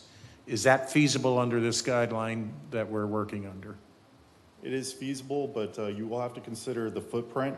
One of the easy ways, the reason why this is such a good location is there's already a footprint there. So we're replacing that for a single boathouse. So it works better for time frame. It's going to move faster for police to have their boat housed. Works better with the grant overall for one boathouse. So the only shortcoming we have right now, you don't think you have the physical location to do it. I think the project scheduling, the finances may be there, but your concern right now is the locational logistics. Correct. Okay. Thank you. I hope that clears some things up. I favor the idea and would vote in favor, assuming you four, including Chief Vandermark, would get together and come back and say, oh, we're better off to do two, or nope, we're really better off to do one at one time. Just listen to the Commissioner Hartman's remarks about, hey, we don't want to make a speedy decision at the 11th hour. Yes, the chief is ready to operate the Marine unit. Yes, we all want the Marine unit. Let's go. You guys get your heads together in short order and figure out whether it's smart to do two or one, and then just tell us. Yeah, we're more than willing to have the conversation. Awesome. So we're applying for a grant, which is March. We won't know if we get approved until October. And then we have to go through the whole process of RFP, bidding it out, and then building it. The one caveat to that is the police department is doing design separate, so it would just be for construction. So that way we would have the design, if we were awarded the grant, the design's already completely finished. Right. just for But if your you're going to understanding. do two exactly the same, you just have to figure out where you're going to put it. If the boat sizes are the same, And correct? up until 2 or 3 days ago, you weren't even aware of a second one, so I mean, have you been out there in the last couple of days to say where it will fit, won't fit? Can we do it there? We have been out there. After your discussion, we went back out there when you recommended it the other day. It doesn't look probable to put two right there, but we also haven't engaged a design firm to speak to that more intelligently. And the existing structure that you're going to attach the boathouse to, is it a wooden structure? So the boathouse that's being proposed would attach to the Marine Discovery dock that's currently existing. So there's the dock there, the Marine Discovery uses the one side for their boat. The other side, we would remove the floating dock that's there and in its place put a boathouse. But it's a wooden structure and it's several years old, right? Correct. Yeah, so, you know, you may want to look at one of those, either floating A or floating B, and see if you can't do something with new construction, you know, at some point in time. Sure, we're happy to consider that. Also, just remember that impacts, like one change impacts multiple projects. Right. Just so everybody's aware. Okay, hey, thank you guys for coming up and talking to us. I'd entertain a motion for Resolution 1524 to consider the adoption, which would approve the submittal to the Florida Inland Navigation District Waterway Assistance Program for a grant to partially fund the construction of dry storage boathouse would house the Police Department marine vessel. Is there a motion? So moved, but with need for clarification. Go ahead. I want to make sure that I understand that tonight we are voting only to move forward, but not necessarily to accept the money. So this is while you could continue to work to have a more comprehensive plan before we vote to go ahead with the actual project. Is that accurate?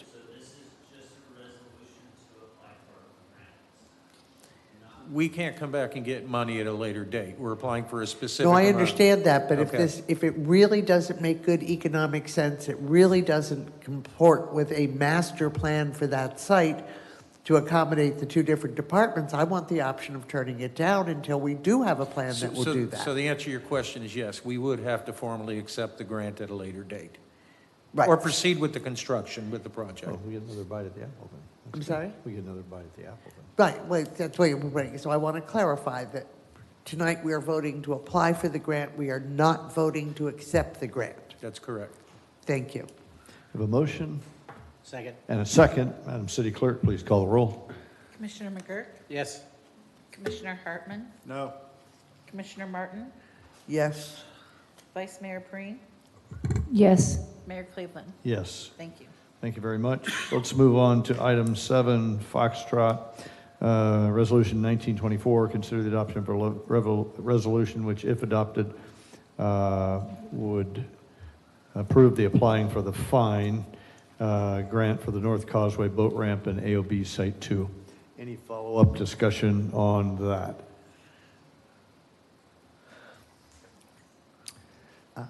I will entertain a motion then to approve it. Motion again for discussion. Yes, ma'am. Well, again, I believe the same thing is true for this as is true for the dry storage. And I think we are all asking for a more comprehensive plan. So approving the application is not accepting the funds or agreeing to move forward. Correct? Correct. Thank you. Second. There's a motion and a second. Madam City Clerk, please call the roll. Commissioner Hartman? Yes. Commissioner Martin? Yes.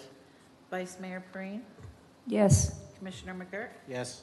Mayor Cleveland? Yes, the motion carries. Now on to 7, India. Consider approval of the Stormwater Management Master Plan Agreement with CPH. Who's got that one? Commissioner Martin? Well, Jason McGurk and I do. Why don't you go first, Jason? Sure. Thank you. So as I'm reading the master plan, my concern is that it doesn't pick up enough of the community, specifically out with Venetian Bay. Has to do with, I wanted to pick up the canals that extend past our city limits.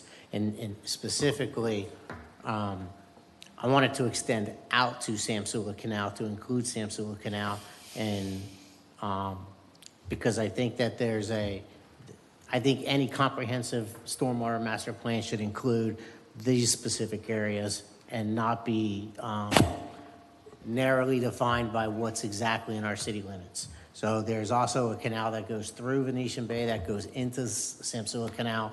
So I want this master plan to include going out to. I want it picking up everywhere, even canals around Pine Island, around C Street. I want the master plan to include everything, even if the canal's in the county.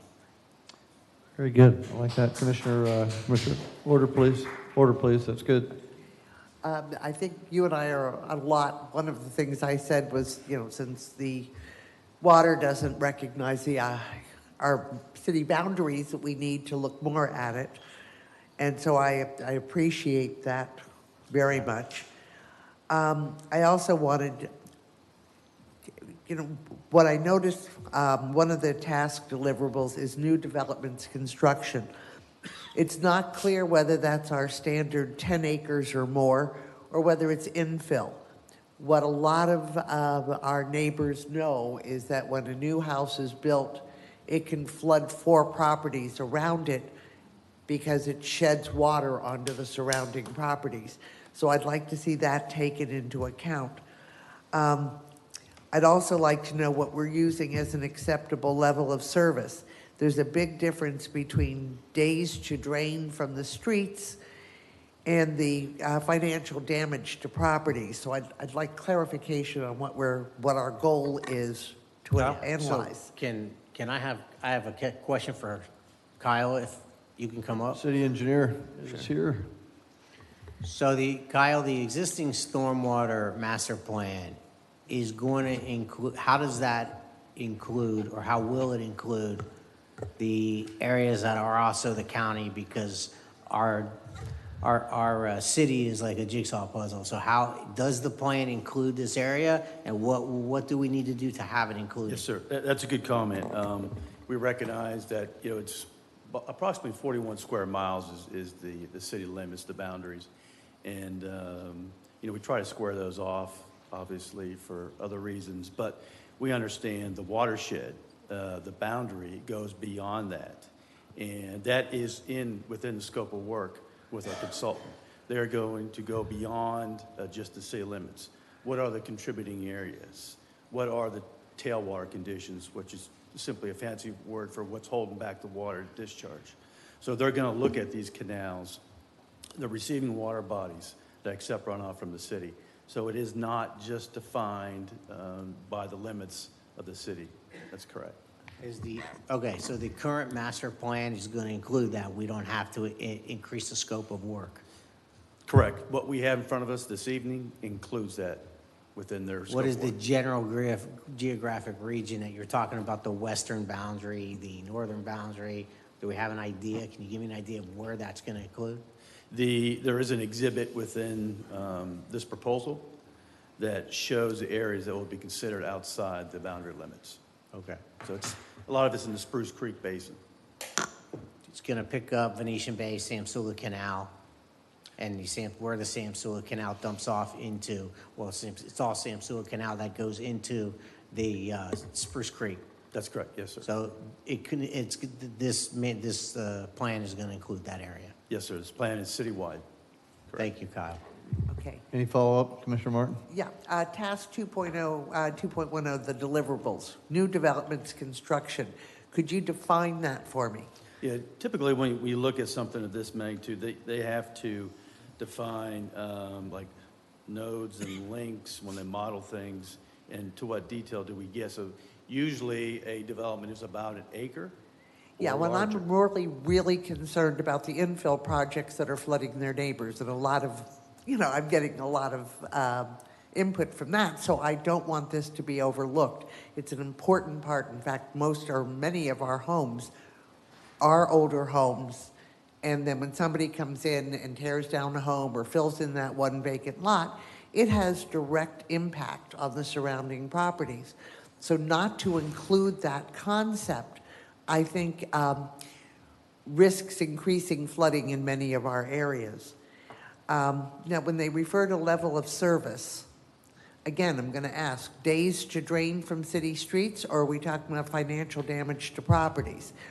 How are we determining what an acceptable level of service is? Well, obviously, there is something that's labeled as a nuisance flooding, which is not structural flooding. So we will bring that back to the commission for their evaluation. We are trying to deter any flooding waters, rising waters, sea level rise, et cetera, which will all be modeled from entering into existing structure, habitable structures. So we follow the guidelines from the Water Management District, which is to recover within 72 hours for a dry retention system. Wet weather ponds are a little bit different. They have a longer recovery period. Okay, so property damage is not taken into, as we know, in 72 hours, there's a lot of property damage. But, so we're saying 72 hours, okay. Will beachside flooded properties be included in this study? Yes, we've included a lot of projects that are currently underway or being programmed at this time.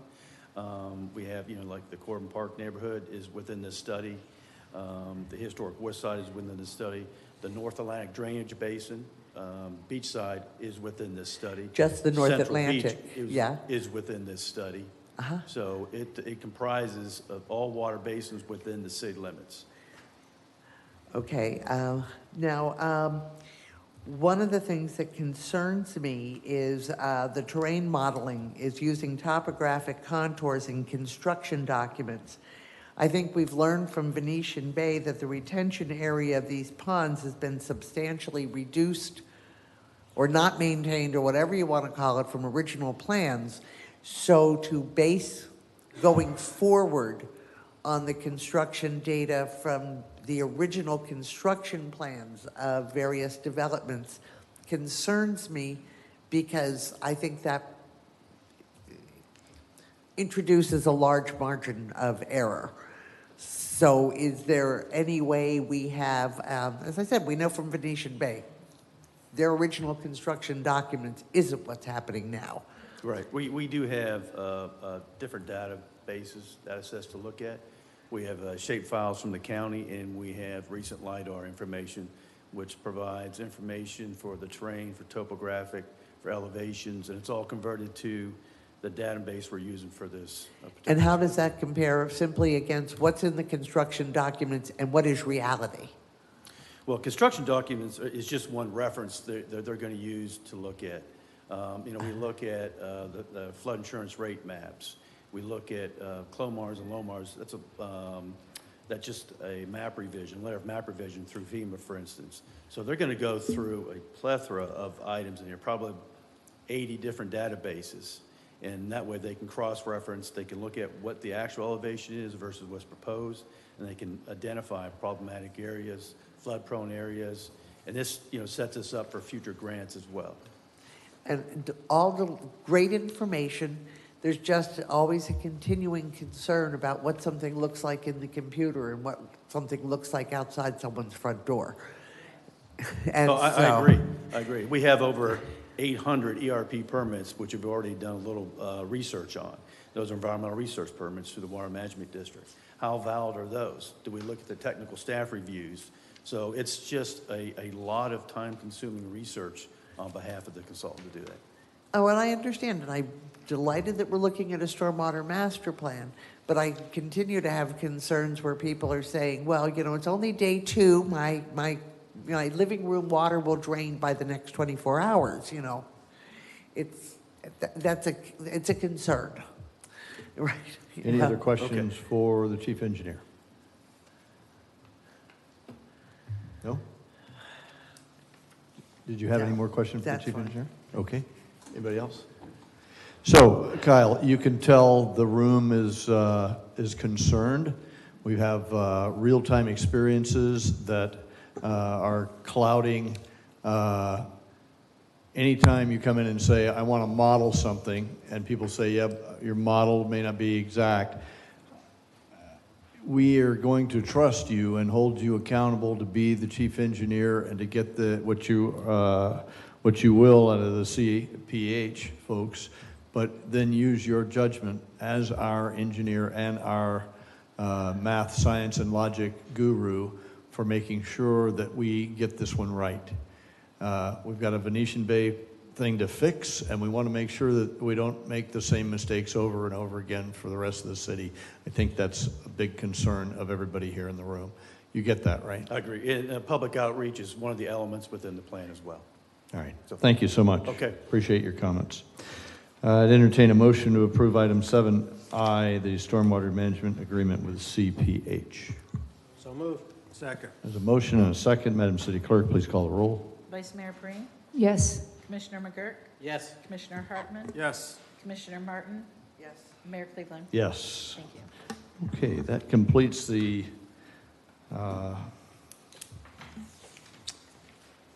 consent agenda. Let's move on to administrative and new items. Item 8A, consider approval for the lease at 429 Myrtle Avenue for parking enforcement and code enforcement. And I think Chief Feldman, you have the floor for this one, sir. Hello again. So I think as the commission is well aware, we are outgrowing our space at the police department. The planning for the building that we're in was done 19 years ago. Since then, the footprint of personnel at the police department has grown significantly. It was originally designed to house about 40 police officers, support staff, and 1 IT specialist. As you're well aware, we have grown way past that. We have 98 police employees, 8 IT employees. So that and the associated vehicles, we just have plain run out of room. So we were approached by the owner of the Historical Minerva Center as an option to lease as a office space for the city. My glasses on. So the proposed lease that you have there to look at and consider is a 5-year lease with significant improvements to the building. The owner of the building will bring it to current standards as well as match it to existing city buildings. It's a 5-year lease with an extension of 5 years. And I do have one correction to make in the Granicus report that you all have. When I originally wrote it, I included a $24,000 credit for approved improvements that we could make. However, in the process of going back and forth between the assistant city attorney and myself and the leaseor, we eventually negotiated that we would remove that in exchange for a 90-day cancellation clause. So the city can cancel that lease with 90-day notice or vice versa. So we no longer have the $24,000 credit, so I wanted to clarify that. I, of course, have worked with all my colleagues in city staff, so building inspector, David with maintenance operations is here tonight. They have all been out to look at the building. We have brought out potential folks who would use that building for office space, both code enforcement and parking, to look at it, to make sure that it suits their needs. And we believe that it's a suitable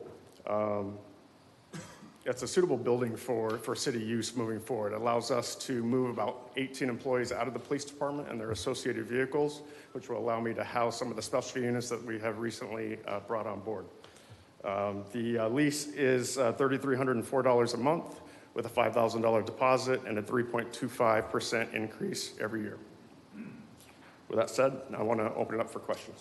Any questions for the chief? Yes, ma'am. I just want to verify that you have it in writing that the building has not flooded. So, Commissioner, I was speaking to the leaseor right up into the meeting tonight to make sure that we answered that question for you. So the answer is during the hurricane, they did get water into the building. He said that by the time they got there, it was just some puddles that they wiped up and they didn't have any damage. However, he also agreed in writing that they would do a mold assessment prior to us taking occupancy, just to make sure there's nothing hidden in there that we're not seeing. Yeah, it sure looked like there could be some serious black mold around there. And I'd also hope that as you, whatever construction, whatever critical equipment we have there, that it be, shall we say, hurricane prepared. Sure.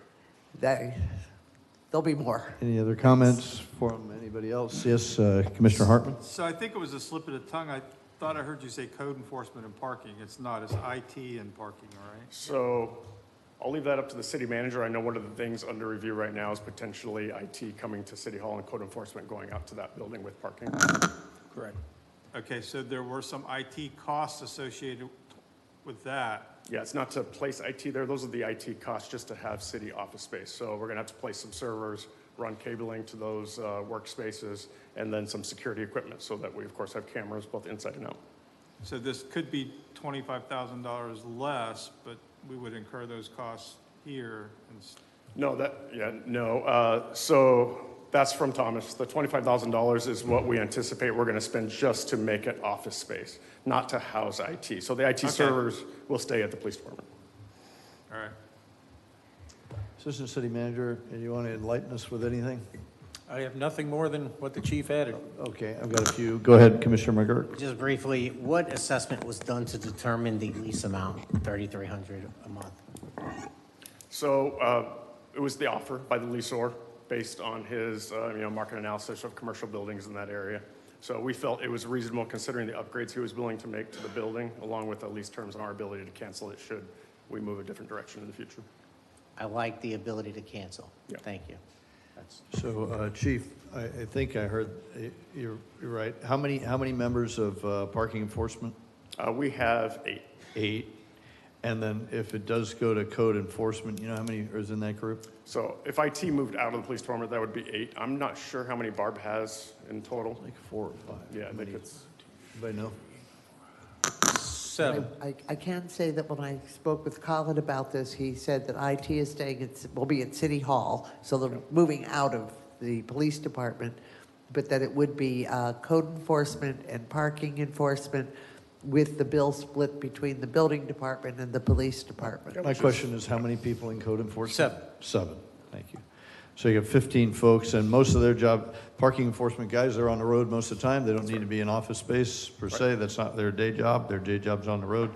Code enforcement, I don't know, maybe a similar breakdown? Code enforcement is going to take the majority of the building space. Parking will just take one smaller space. How many square feet again, building? Ooh. Anybody? I don't have that, Mayor. I think All it's, right, here's where I was headed. Yep. Do you have any appetite for the building on Flagler, 120 Flagler? Yes. I'm just thinking out loud here that it's close to where the action is. You're just over the bridge from the canal enforcement. You are on Flagler. It is a place we own. We have it for free, effectively for free, and nothing's for free. And since everybody's on the road and outside most of the time, office space is not a premium. Their job is out of the office. So, just, I don't know how big that place is, but have you thought about it and you rule it out? So we have. One of the larger issues we have right now is actually parking. So the parking trucks, the IT trucks, the code enforcement trucks, they take up very limited parking, behind the police departments where we're not even able to park marked police cars anymore. We're parking them in the grass. As far as the personnel goes, yes, I think that the Minerva Center is a better solution in terms of office space. That's not going to require a major investment by the city. When I look at 120 Flagler, yes, I would be interested, but for a different reason, Mayor. We are onboarding an additional 16 police officers as we speak. We're soon going to be in a position where I'm going to be able to maintain what I call directive patrol, which is a full-time presence down in our business district, primarily bicycles, golf cart, et cetera. It would be nice to have facilities down there to have them store our equipment, vehicles, and to be able to operate from basically a forward operating base, if you were. I don't know that it would be a space that'd be conducive for code enforcement and parking to operate full-time. Certainly, we would offer that space to whoever wanted to use that as a base camp, and I could see parking using it frequently because they spend a lot of time down there. Let me give you a financial caveat, though. Any use of the 120 Flagler would create an immediate $960,000 obligation to whatever fund supports those operations. Yeah. Okay. Yeah. Did it come out of transportation? Transportation impact funds, correct. Yeah. So do I hear you saying, yeah, you like them both? I want them both, Mayor. All right, I got it. All right, I love the way you're thinking. All right. And a boathouse. Yeah. All right. Thank you for your report, So, Chief. Oh, Chief, yeah. I have a Go ahead, question. I'm sorry. Vice Mayor. So do you like it enough where you spend the $960 out of your own budget to reimburse the transportation? That's tough, Commissioner. Because that's where it's going to come. Yeah, that's tough. we'd have to put some thought to that. My concern is, as we look, we're developing our next 3-year strategic plan right now, and we're working with, obviously, capital projects on that. We know that we don't have any covered space for our trailer, the armored vehicle we just bought, the boat, if there were a hurricane and we need to retreat it to something with cover. So I think we're going to be spending a good portion of our impact fees moving forward to create that at the police department. So I don't think we would have the $1 million in impact fees to do that. So just so the public knows, we can't use money for one thing from another line item and then just pull it for something different. So a lot of people say, why is the city spending the money in this area, not funding stormwater management or something like that? You can't rob Peter to pay Paul. It just doesn't work. Right. So that's why this money was allocated for Department of Transportation for that particular use, not the police department, so you would have to reimburse that to that department line item to go forward. So yeah, and I think that's what makes the Minerva Center such a great option. You're talking about $3,300 a month that can be paid out of parking and building funds, so it's a very low impact to the city. But yes, point well taken, Commissioner. Thank you. Thank you, sir. Appreciate that, Chief. And the colors of money conversation, Commissioner Perrine, is appropriate. Thank you. Is there a motion to approve the lease for parking and code enforcement for use of the property at 429 North Myrtle Avenue? So moved. There's a motion. Second. And a second. Madam City Clerk, please call the roll. Commissioner McGurk? Yes. Commissioner Hartman? Yes. Commissioner Martin? Yes. Vice Mayor Perrine? Yes. Mayor Cleveland? Yes, motion carries. Thank you very much. Let's move on to ordinances in the second readings. This will be a public hearing to consider the adoption of an ordinance which, if adopted, would halt the issuance of building permits that impact malfunctioning stormwater systems in Venetian Bay. Madam City Attorney, if you'll read the ordinance 1724 for the first time by title only. This item requires a public hearing, and we'll vote on both the first and the second reading tonight and the next reading. The second reading will be scheduled for the next City Commission meeting, scheduled for 9 April 2024. Madam City Attorney. Ordinance number 1724, an ordinance of the City of New Smyrna Beach adopting a temporary moratorium on the issuance of certain building permits in a section of Venetian Bay, generally located north of State Road 44, east of Airport Road, and south of Medina Way, that would impact the malfunctioning stormwater system for a period ending no later than June 25th, 2024, unless automatically terminated or extended by a subsequent ordinance. Providing procedures for vested rights review for the specific matters addressed herein, providing for conflicting ordinances, providing for severability, and providing an effective date. I see Development Services Director Corbin in the batter's box. Shane, we're anxious for your report, sir. Thank you. Good evening, Mayor and Commissioners. Shane Corbin, Director of Development Services. Can you help me with the...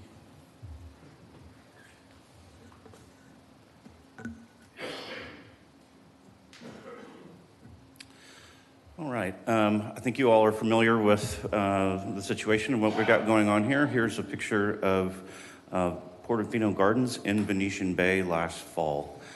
Several days of heavy rain caused the streets to flood. We don't believe there any water got any homes, but people were trapped at their homes for several days, and they were very concerned. That prompted them to approach St. John's Water Management District, who holds their permit for stormwater. The actual stormwater infrastructure there is owned and maintained by the HOA. That's established on the plats as well as the PUD and MDA. So St. John's, after investigating, sent them a warning letter letting them know that they were in violation, gave them basically 5 conditions. One was to submit the required as-built. For some reason, no one can find the as-built for some of the infrastructure out there. There were supposed to be inspection reports submitted every 2 years. Those had not been done. Wanted details on recommendations from a 2023 stormwater inspection report on how those issues labeled in that report were going to be addressed. Asked to demonstrate how inconsistencies in the ditch bottom elevations along Airport Road will be addressed, and also document of all maintenance that had been completed. So that's what the letter asked for. That was sent in October of 2023. On February 13th, Commissioner Hartman asked us to take a closer look at what was going on out there. We determined that the issue was confined to Venetian Bay Phase 2 around Portofino Gardens.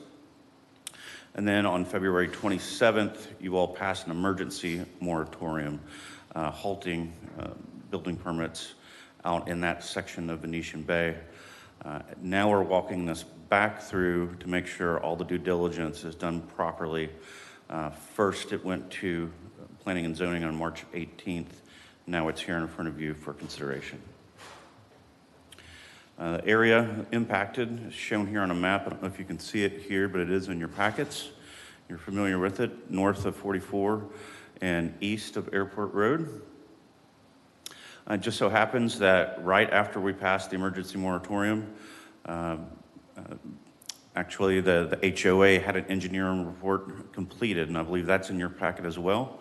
That's a very, very detailed report. It's about 40 to 50 pages long, and it goes into the Phase 2 area and inventories all of the stormwater infrastructure, as well as a series of maintenance steps that have already been taken, and provides some recommendations for things that need to be completed moving forward. So we've got that. Our staff started to review that. Just so happens that Portofino Gardens also had an engineering report done. It was more focused just on the drainage ditch along Airport Road. And it actually went in and took elevations that we did not have in the past. One of the things that came about from that report that engineering firm uncovered was, if you look down here to the left of this photograph, you can see where it says 20.8. That's the height of the outfill structure for that stormwater system, that portion of the stormwater system. These ponds are interconnected, and they go out through that outfall structure, they cross the street, and then they head north along the ditch on Airport Road. Just so happens the culvert at Kentno Street is actually at 23 feet. So it's actually going uphill, and the engineering report cites that as being a possible reason why the water is backing up. So steps that we're taking moving forward is we ordered new computer software. We're going to take this new engineering data that we've got from these reports, and we're going to model this ditch. And so that should be able to tell us conclusively if there are any elevation issues or anything that we could recommend to be fixed. But again, this isn't technically our infrastructure. This belongs to the HOA. I did want to take a minute and mention Shell Point, because we have a lot of people that are saying this is caused by Shell Point, or that staff did not review the engineering documents when it was approved. I'm not exactly sure how that rumor got started, but we definitely did, and it was a part of the consideration during the approval process. In addition, if you look at the map on the northern yellow line, that's Leonardo. That's where Shell Point discharges its stormwater to. And so that travels west out until it gets to the Sam Sula Canal on that far left corner, and where it meets up with the ditch from Airport Road. And so it all comes together right there. To date, we don't have any reports of any other areas where the water is backing up. If it is, we certainly would like to know. If anyone's listening and they are aware of it, please let us know so we can document it. But we currently aren't aware of it. Also, in the stormwater report that was part of the approval for Shell Point, they actually oversized their stormwater system. And we've got this report. We're happy to share it with anyone. But modeling for a 25-year storm, which was a standard, it actually discharges about 50% less than what it could. So they oversized their systems. And you're probably like, well, how does that work? How do you put in impervious surface and then you actually reduce your discharge rate? So right now, it's sort of a blank canvas. Well, once the lots begin to get graded, they will be graded in a way that will divert all the water that falls on that land towards either stormwater ponds or the curb and gutter system. We'll go to the curb and gutter system, then it will make it into the inlets, and then eventually into the stormwater ponds where the water will be held there and discharged at whatever rate it's engineered for. So I know it sounds like it wouldn't work, but that's how it's set up, and we've got the report. We're happy to share that with anyone. And with that, we've got a unanimous recommendation from the Planning and Zoning Board for you all to approve it. I've got the city engineer still here. Got any technical questions? Any questions for the Development Services Director from any of the commission? Commissioner Hartman? So you brought up Shell Point dumping into the Leonardo Canal. That's correct. But we have pictures where their silt fencing had failed at one point in time during a storm, and they had some excessive amount of fill dirt go into the canal. Are we going to verify the depths of those canals prior to building permits being issued and compare it with whatever historical data we may have had for that canal? Well, we don't have the canal along Leonardo shot. Maybe we do. I don't know if we've got that one or not. Do we have it? So maybe we do. So we'll include that in the model, and we'll bring that back to you. We think we can have that. I'm sorry? That's Leonardo. That's Shell Point dumping off into Leonardo if you want to see it. I'd be happy to take a look at it later. So yes, we'll include that in the model, and we should have that in probably about 4 weeks, and we'll be happy to bring that back to you, and we'll see what findings we come up with. Yeah, because I'm just concerned that if there was or fill that has actually traveled down the canal, it may impede some of their original Sure. calculations, and that may need to be, once they start to grading the lots and stuff, it probably needs to be reconfigured and not necessarily be borne on the Venetian Bay HOA, but maybe also be either shared or by Shell Point or somebody like that, because it could, there's pictures where they actually were, their silt fencing and had failed during a rainstorm, and there were several, cloudy, murky water running down the canal, so. Our modeling will give those indications. Thank you. Any comments or questions for Mr. Corbett? Thank you, Shane. Stay tuned. Don't leave. Okay. If you're here from Venetian Bay, can you raise your hands? Okay, we get it. We got it. Thank you. Let's open the public hearing. If there are citizens who wish to speak, remember that this is going to be your time as a monologue. We'll not be answering questions. The city engineer and city development services director are here, the assistant city manager here, that will be taking notes, and if follow-up is required, we will absolutely get back to you. I would encourage you to speak your mind and tell us how you feel. You have 3 minutes. And at some point, hopefully you've been organized. Every time I've seen you in the past, you will have a concise message. We get the volume of people here. We know it's a city-wide, it's a neighborhood event. And we're serious about getting to the bottom of it. And we want to hear what you have to say. And if you will do that in a concise manner, we'd be grateful. Come forward, your name and address for the record, please. Richard Polo, 138 Portofino Boulevard. Before I forget, either the gentleman or the one before that were mistaken. There were houses that were flooded. That picture where you saw the water in the street, I'll send an email that shows pictures where it was from my porch all the way to the porch of the house across the street. If I were to I'm going to 4 or 5 words is simply responsible and lawful development, and lawful simply meaning in compliance with code and all of the ordinances.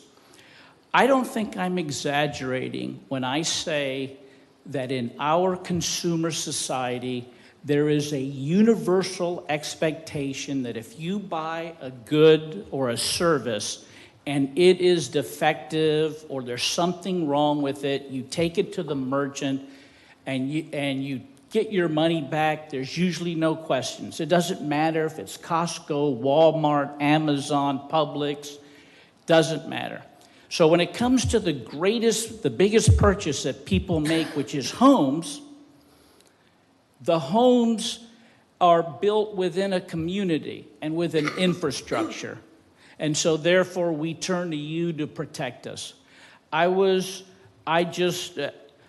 a professional engineer with a 26-year career in the U.S. Army Corps of Engineers. And when I found out that there were no as-built drawings or inspection reports available, I was flabbergasted. I'm currently having storm shutters installed in my house, and the city has been out 4 times to check the electrical inspection, and something like that wasn't done. So today at 5 o'clock and at 5:30, our assistant city manager was interviewed with members from my community, and it was on the local news, and they highlighted one sentence from the St. John's Water Management District, and in it, it said simply, the drainage system is not operating as designed. So that's really not a fact that's up to dispute. What really is up for dispute is what is the ameliorative actions that we'll take to fix this problem. So it's simply common sense that the city will adopt this so that we can figure out how to proceed and we don't contribute to the problem. Thank you. Thank you for your comments, sir.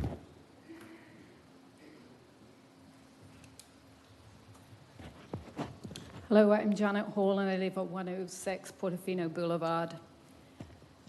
As a resident of Portofino Gardens and having spoken at prior commissioners and zoning, planning and zoning meetings, I'm here again in support of the moratorium. You've probably seen enough of me. Specifically, I want to talk about the proposed commercial development at the corner of 44 and Airport Road at the southern entrance to the Venetian Bay community. This proposal cunningly seeks to operate within the current zoning by utilizing the 2-acre parcel zoned commercial for 120 or so parking spaces and retail units to serve as a large parking area to support a clubhouse, banquet facility, swimming pool, and pickleball courts, which are placed on the separate and adjacent golf course parcel. As such, together with the added Airport Road turning lanes and median removal, the overall development goes well beyond the MDA intended commercial development to serve the very limited needs of Venetian Bay residents. We have several concerns about this development, including noise, aesthetics, and traffic safety.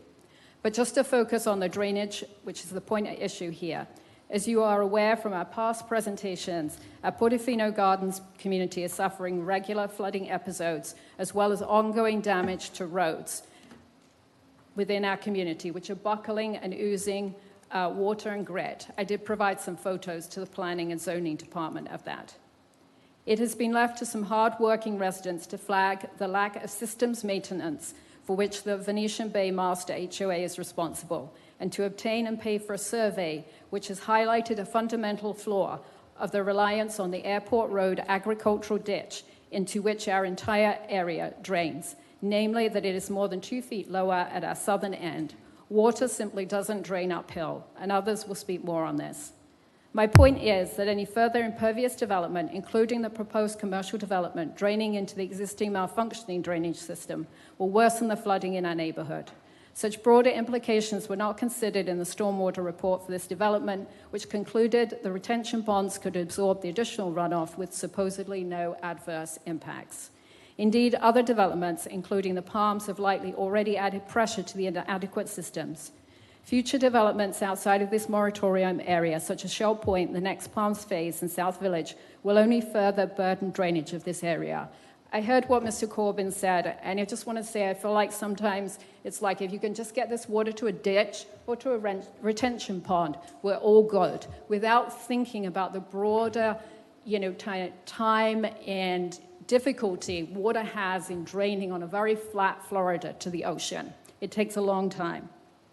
Through the determined efforts of residents, we are relieved to see some attention to this issue.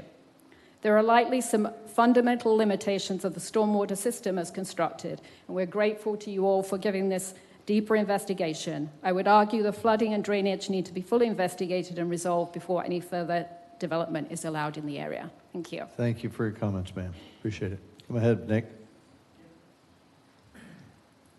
Good evening. My name is Nick Rella. I live at 2818 South Haciano Court in Portofino Gardens. And my comments are going to be in line with Commissioner Martin, Commissioner McGurk. Modeling's great, but nothing like real-world data. What I have here is a storm, 5-inch storm in February of this year. I took measurements before the storm, I took measurements during the storm and after the storm of the heights in the ponds and also in the underpasses going under the roads. From that 5-inch storm, the lower pond that Mr. Corbin mentioned before, went up by 5.1 inches, the level. The outfall level went up 5.8 inches. The Kencha Street underpass went up by 5 inches. The upper pond, which controls most of the water coming out of Portofino Gardens, went up 5.5 inches in height.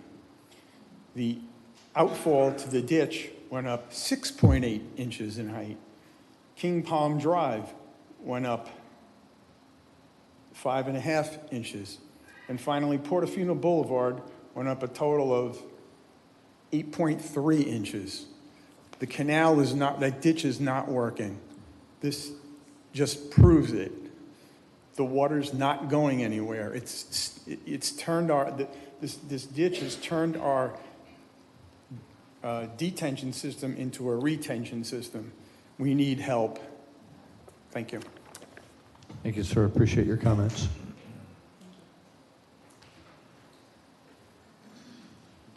Evening, sir. Good evening. My name is Dave Aden, and I live at 110 Portofino Boulevard. On March the 18th, we went to the zoning and planning meeting and were allowed to present there as well. At the end of the meeting, one of the gentlemen said, well, it's quite obvious that water cannot run uphill from the intersection of Airport and 44 up to the 8,000 foot mark because there's a difference of about 2.5 feet. And we all know that water can be pumped uphill, but it can't run uphill. Tonight, Ms. Martin, you very eloquently spoke to the two gentlemen up here, and you looked them in the eye, and you said you must be prepared for the water to come. All of us here today who live in Portofino Reserve, who live in Venetian Bay, all of you that represent us, the zoning and planning and the staffers and the city engineer, we all need to be prepared for the water to come, and we look forward for your cooperation. We look forward to your approval of this ordinance, and if need be, extending it and improving a second one until we figure out the problem, figure out a short-term solution for this hurricane season, and then figure out a long-term solution that will fix the problem. A couple more points I'd like to make. You heard someone say, well, the HOA is in charge of the ditch. Let's be very clear when we talk about the HOA. The HOA is GeoSam, okay? There's 5 members on the association board for all of us representing Venetian Bay. 3 of them are owned by GeoSam. I learned a long time ago when I ran for public office, and I sit up there like you did, if you can count to 3, you can get anything done, okay? So when you look out here and you talk about the homeowners association, right now you're talking about GeoSam, you're not talking about us. Okay. The second thing I'd like to make known is, as Janet said, in the future allowing commercial development to be built down there until we fix the problem, solve the problem, and allow all that drainage on all that footprint that's going to be there, I think is very smart to put the moratorium there. And I ask for you to continue to consider that and approve it when it comes up. Thank you very much and have a good For evening. your comments, sir. Appreciate that. Hello, Joe. Good evening, all. Joe Dluback, 3587 Casalta Circle, representing the Venetian Bay Homeowners Coalition. I'd like to thank Portofino Reserve, the homeowners, the residents there, for having the gall to pursue the action that they did and get us started. What that did, though, is it set up for a moratorium, and we saw the map that is to be affected by this. Well, if you really look at the data from Venetian Bay, every single neighborhood, nearly every single neighborhood in Venetian Bay, from State Road 44 up to Pioneer Trail, had flooding. Whether it was flooding in the streets, whether it was water coming up through the drains in the streets and flooding that way rather than the way traditionally that happens, whether it happened to be flooding in individual homes, whether we had houses that were flooded, every single neighborhood had an issue. And so I'd like to encourage that when I read the introduction and the agenda today, I saw in Venetian Bay, thought maybe we had expanded that to include the whole community. We would strongly recommend that you do that. It's a regional issue. The second point is, once we learn something from this, we have governing documents like the comp plan, like the LDR. What are we going to do to those documents to make sure that this doesn't happen again? As I had mentioned to you guys and gals, Venetian Bay, we wanted to be an example of how a community could exist. We really didn't want to be the beta test site for the second one. Sadly, we're probably the latter. Thank you. Thank you, sir. Appreciate your comments.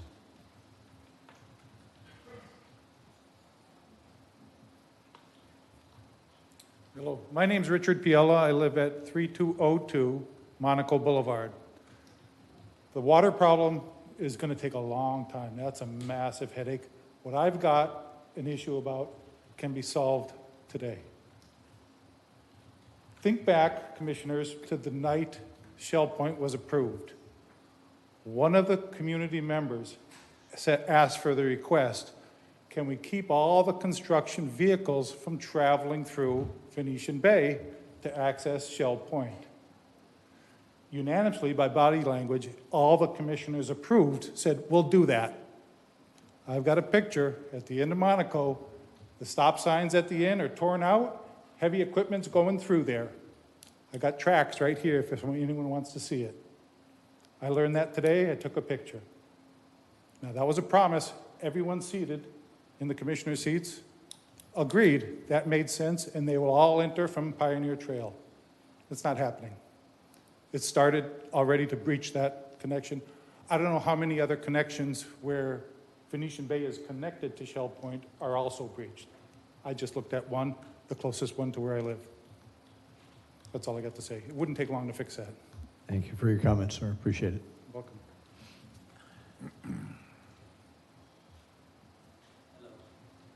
Mayor, Commission, I guess my question or my concern actually goes back to Kyle in the engineering department, is just the fact that I think as a whole, we already know what the problem is. We know that there's an insufficient drainage system throughout the entire area. We know that it encompasses, as Jason was saying, even the outlying areas beyond Venetian Bay, beyond Promenade Park. You wanted to know if there was other areas that flooded during storms and stuff. Promenade Park, right there off of Leonardo and that back canalway. Guys, I'm more than happy to put you in my golf cart and Sir, drive speak you down right there. up here to us. And drive along there. Right now, we just dealt with what we saw, and what I brought up with pictures was the fact that Shell Point, yeah, they overbuilt their system and it drains wonderfully. But the problem is it's pointed directly at a dirt bank. What do we think is going to happen with these large cement things that are going to dump huge amounts of water right out towards a dirt bank. It's going to wash those banks away. It's going to go straight down into the canals. We already saw silt from all this stuff. We have a serious problem. This isn't a problem that needs to be studied for the next 2 or 3 years. It's something that we need to get out there now and start working on. Storms are coming. We know that they're coming. It's inevitable. We are going to flood, and this time it's going to be even worse. Directing this back to the new building that's going on out by Highway 44. The more that we continue to keep putting concrete over the top of these wetlands, the worse this problem is going to get. Yes, we have insufficient drainage systems, but adding concrete to the problem is not going to resolve it. It's going to make it worse at a much faster rate. All that we are asking people of Venetian Bay and Promenade Park is the fact, please, let's address this as fast as we possibly can, because we are going to flood. It's not a question of when, but how long before we flood. Thank you. Thank you. Thank you for your comments, sir.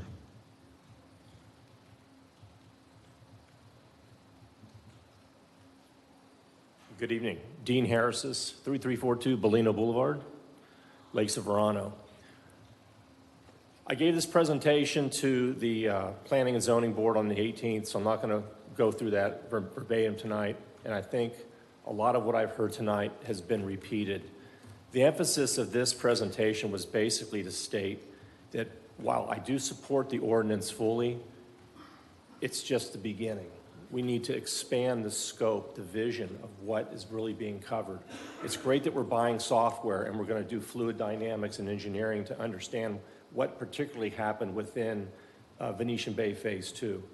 I think that's just the tip of the iceberg. We need to expand those tools well beyond that throughout Venetian Bay, west of Venetian Bay, Shell Point, South Village, which is platted but hasn't even been discussed a lot, but that's going to add a significant impact south of State Road 44. I even mentioned the school property that's along Airport Road that was deeded to Volusia County.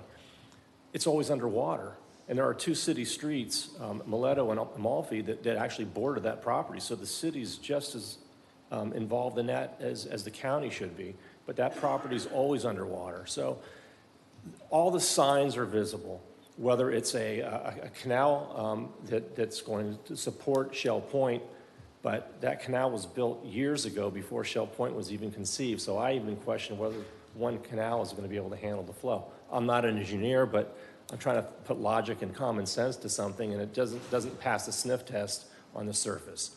So with that, all I'm asking is to just expand your horizons, expand your vision. Don't leave any stone unturned. And thank you for your professionalism and your support and view on all of this. Thank you, Dean. Appreciate your remarks. Anyone else for public participation? Seeing none, public participation is now closed. And we'll have a discussion here amongst the commission, beginning with the Vice Mayor. Any comments, ma'am? I would support going forward with this and listen to the public and see if we need to do more. Very good. Commissioner Hartman? Same. Commissioner Martin? As everybody else, my concern is only that it's not enough, but we've got to start now. So I'm in agreement. Commissioner McGurk? Yes, absolutely. We need to move forward with this, and I agree. I think that there's a lot to come in the future, very likely. Good.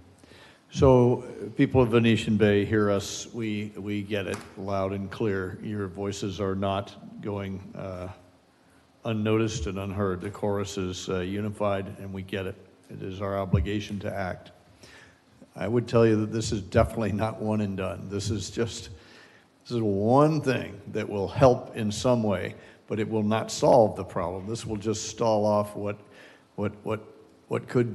bad would happen if we allowed the continuation. So, with the basics of of water flow, and that works with gravity, not the opposite way without a pump. And then the concept of water table rising and sea level rising is a variable that we haven't measured precisely yet, but I think it's a factor in there. In addition to whatever the engineering and the absence of as-builts to know what actually is in the ground and how it's working is important. We need to get to the bottom of that, and we will. So you have our commitment that this is a start, not a finish, and I would also speak in favor of approval for this. Is there a motion for approval? Motion to approve ordinance 1724. We have a motion to approve. Second. And a second. Madam City Clerk, please call the roll. Commissioner Hartman, Yes. Commissioner Martin, Yes. Vice Mayor Perine, Yes. Commissioner McGurk, Yes. Mayor Cleveland. Yes. Thank you. Ordinance 1724 has been adopted. This is the first reading, and there will be a second reading. So look forward to seeing that, I think, on the 7th of April. 9th of April, Tuesday the 9th of April. Thank you.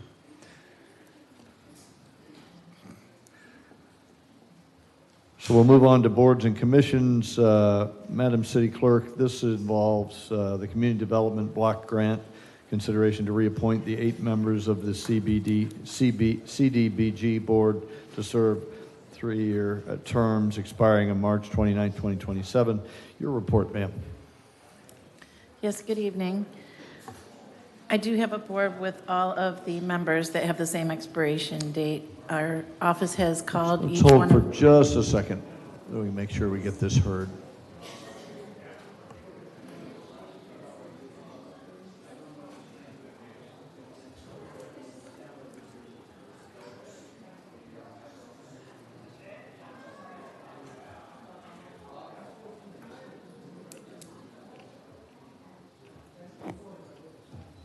Okay, thank you. Back to you, City Clerk. Sure. This board consists of residents who reside in an area defined by the Volusia County Community Assistance as eligible to be served by the CDBG. That's determined by HUD housing with the state. They get a certain amount of money each year to spend on ways that they can improve urban communities by providing decent housing, repairs, something that would be beneficial to the community. I have 8 great people on this board. I reached out to all of them, so did Irma Terry. So she is the board secretary for them. She works with them monthly. They are all interested in being reappointed. You might notice that some have been on the board for a while. Mildred White is one. She serves as chair. This is currently her 6th term. Just so you know, the last time that they were reappointed was for 3 years. All of the times before that was for 2 years. The city attorney and I were tasked with streamlining all of the advisory boards. So prior to 3 years ago, they were reappointed every 2 years.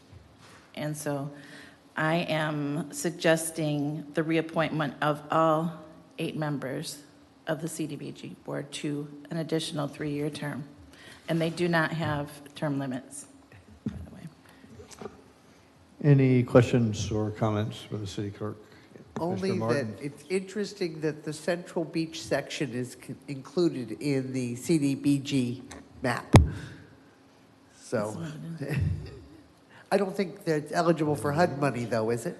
Let me pull that up. Central I'm gonna- Beach is Are there on, members from Central Beach?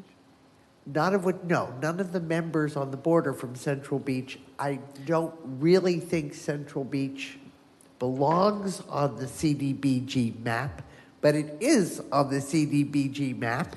And if it's eligible for HUD funding, I think there are some people who would like to know that. Any other comments? We can clarify that information for you. Thank you. See, there it is, number 2. So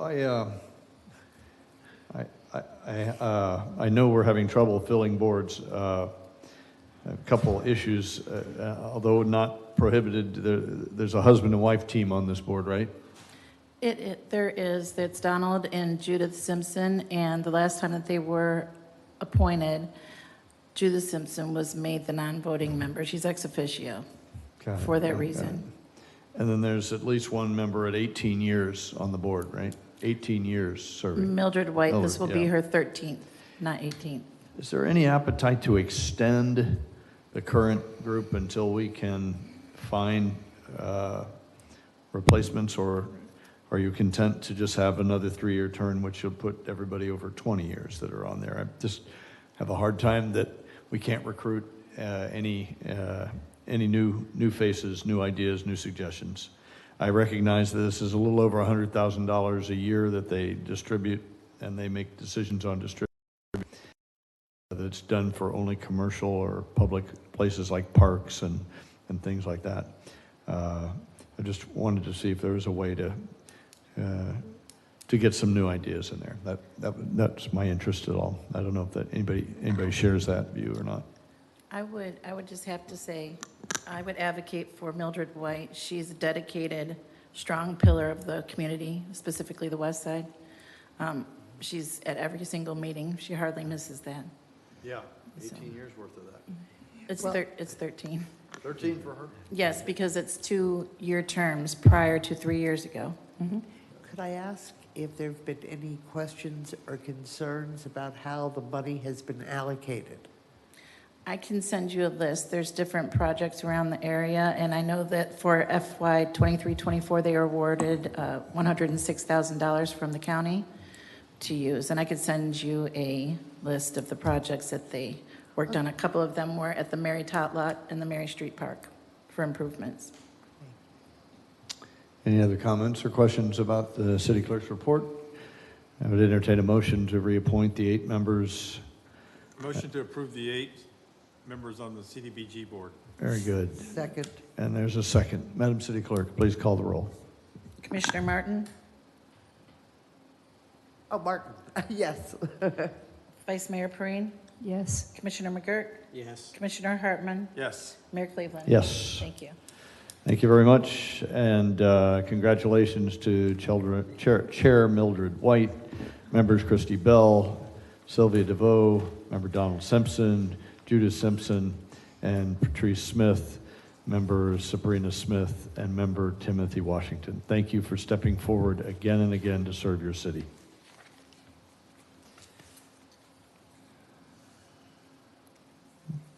Madam City Attorney, have you got a report? No, sir. Very good. City Clerk, another report? No, sir. Mr. Assistant City Manager. I have nothing, sir. Very well. Okay, let's go on to the commission reports. Vice Mayor. I just want to wish everybody a happy holiday upcoming. Very good. Commissioner Hartman. Yeah, we've had some conversations tonight about as-built drawings and requirements, geotechnical data. I would like to get a consensus that we have either legal, planning, zoning, all take a look at that and see that if we can't require those documents prior to us issuing building permits for any subdivision. Now, not necessarily on individual residential lots, but certainly for, we have like small scale subdivision, we have large scale subdivisions. So I think we need to take a look at some point in time to make sure that those documents don't come up missing someplace in the future. There are, and I'm sure all of you have gotten the same emails that I've gotten, and there are some references to building on wetlands, things are settling, are they truly, demucking if they're required to demuck before they fill? How do they fill? So I think that information going forward would certainly be beneficial, not necessarily to the people of Venetian Bay because, that damage has already been done, but certainly going forward, we need to make sure that we're looking out for the best interests. As you know, we're pretty much built out within the city limits, so the only thing left are going to be those wetlands or areas that have been wet, and given, the current flooding that we've had in the last few years, they're certainly going to continue to be wet, and we just need to make sure that we're protecting future homeowners against those issues. So if I can get a consensus to have staff look into that, whether we require technical drawings or as-built drawings, and make sure that they are a part of the permanent record. Without objection, Anybody object to that? Well, I need an addendum because the infill is causing the same problems on a smaller level. So it's not that I object, I love the idea, but I don't want to exclude the infill, which is causing massive Not problems. excluding the infill. Okay, so I just want to make sure they're It's gonna specifically be- included. I mean, it's truly, it's going to be a legal question for the attorney as to whether we can, how far we can go, how broad we can go, or how narrow we need to be. Because I know we can't do it on individual lots or, one or two houses on a 2-acre tract of land. But certainly, if it's and I can't remember how many houses are a small subdivision and how many qualify as a large-scale subdivision. So I think that's something that staff can look at and bring back a recommendation to us in the future. Yeah, I'm for absolutely staff taking a look at it. Without objection? Okay, very good. You have it, City Attorney. Commissioner Martin. Okay, from the opening of the Shuffleboard Club Master Tournament to congratulating an officer on a promotion, from enjoying the Residents Coalition, did you say me? No, I'm sorry, I thought, I'm sorry. You're on. From enjoying the Residents Coalition tour of homes to joining the Hub on Canal Gala, it's always an honor to be a part of this vibrant, diverse community. And I'm very protective of this community. So I'm going to ask that while we're looking at stormwater master plans, that we do the due diligence to inspect that individual and HOA-owned retention systems are operable and sufficient for current conditions. We see it both in developments, but we also see it in single homes. Years ago, there were swales that were put in that have been filled in over time. So from the underground retention systems to the large ponds, but we have to keep in mind that the small ones all add up. So I would hope that we work very strongly to examine each individual property in regard to the stormwater retention requirements. And then I have a request for my own consensus here. Second Avenue is a narrow and busy street. Despite parking enforcement's diligent efforts, oversized vehicles continue to park in the right-of-way and all too often back up into the stormwater ditch. Another way to back up the water, right? In addition, cars park along the ditch with egress from the ditch side and further narrowing the road. Could I get a commission consensus to have guardrails installed along the open ditches as was done for one east of this affected area? What I brought was just a photograph from one evening I was there, and further east, there is a guardrail. There was an accident last week where there was a pickup truck parked facing south with the truck bed in the road. An SUV came roaring up the street, and I'm sure Eric probably has, or Chief Feldman probably has more details on it than I do, but as I understand it, the SUV hit the back of the truck and was catapulted into the culvert that you can see here.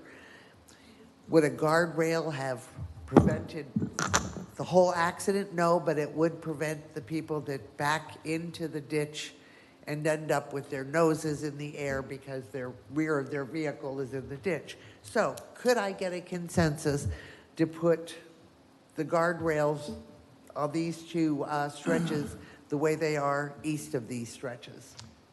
I could support asking the city staff to do the investigation and bring us back what their recommendation is on how to get there and whether what the rule set is. I would be in favor of having them do the due diligence. I would not be in favor of directing them to do a specific act without them checking the rule set. I think that's important.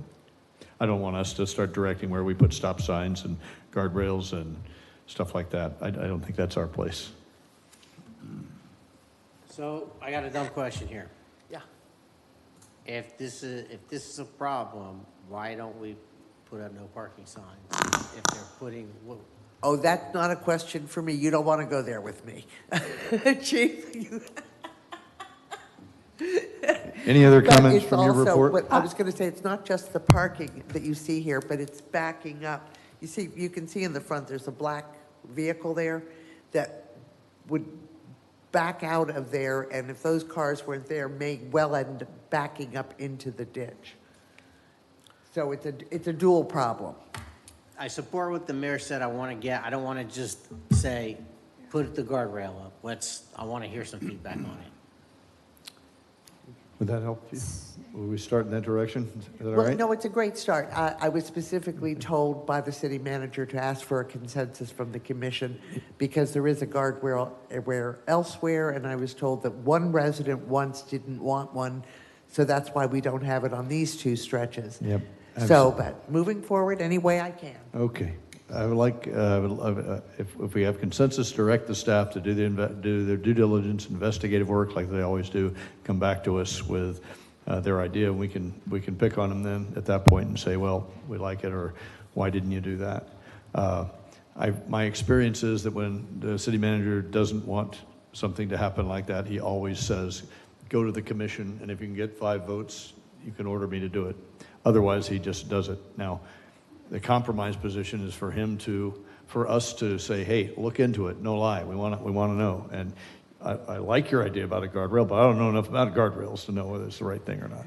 You can always just drive down 2nd Avenue and you'll see one where it's installed, and then for unknown reasons, the exact same topography doesn't have them. Yeah, way weird.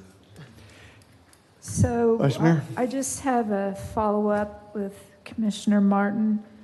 And maybe Ron can help answer this. I like what she said about inspecting the HOAs, sending letters to the HOAs. And I've heard that staff was working on that with these management companies.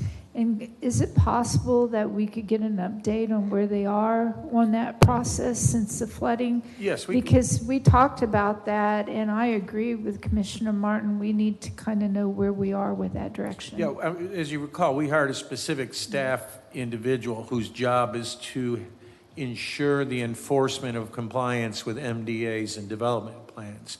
And as you recall, as part of one of the presentations tonight, all of the systems that have St. John's permits are required to inspect their own systems every 2 years and send those to St. John's. Now, St. John's is requiring Venetian Bay to do that right now, but that's just another matter of us also encouraging them to follow St. John's regulations. But yes, we have a staff person who's charged with doing that. I'll get an update as to where we're at in that process. That'd be great, because I took, on one of my ride-alongs with Kyle, I did discover there were several, like Corbin Park and issues from years ago, some of the golf course HOAs, that it's trying to decide who's responsible for what.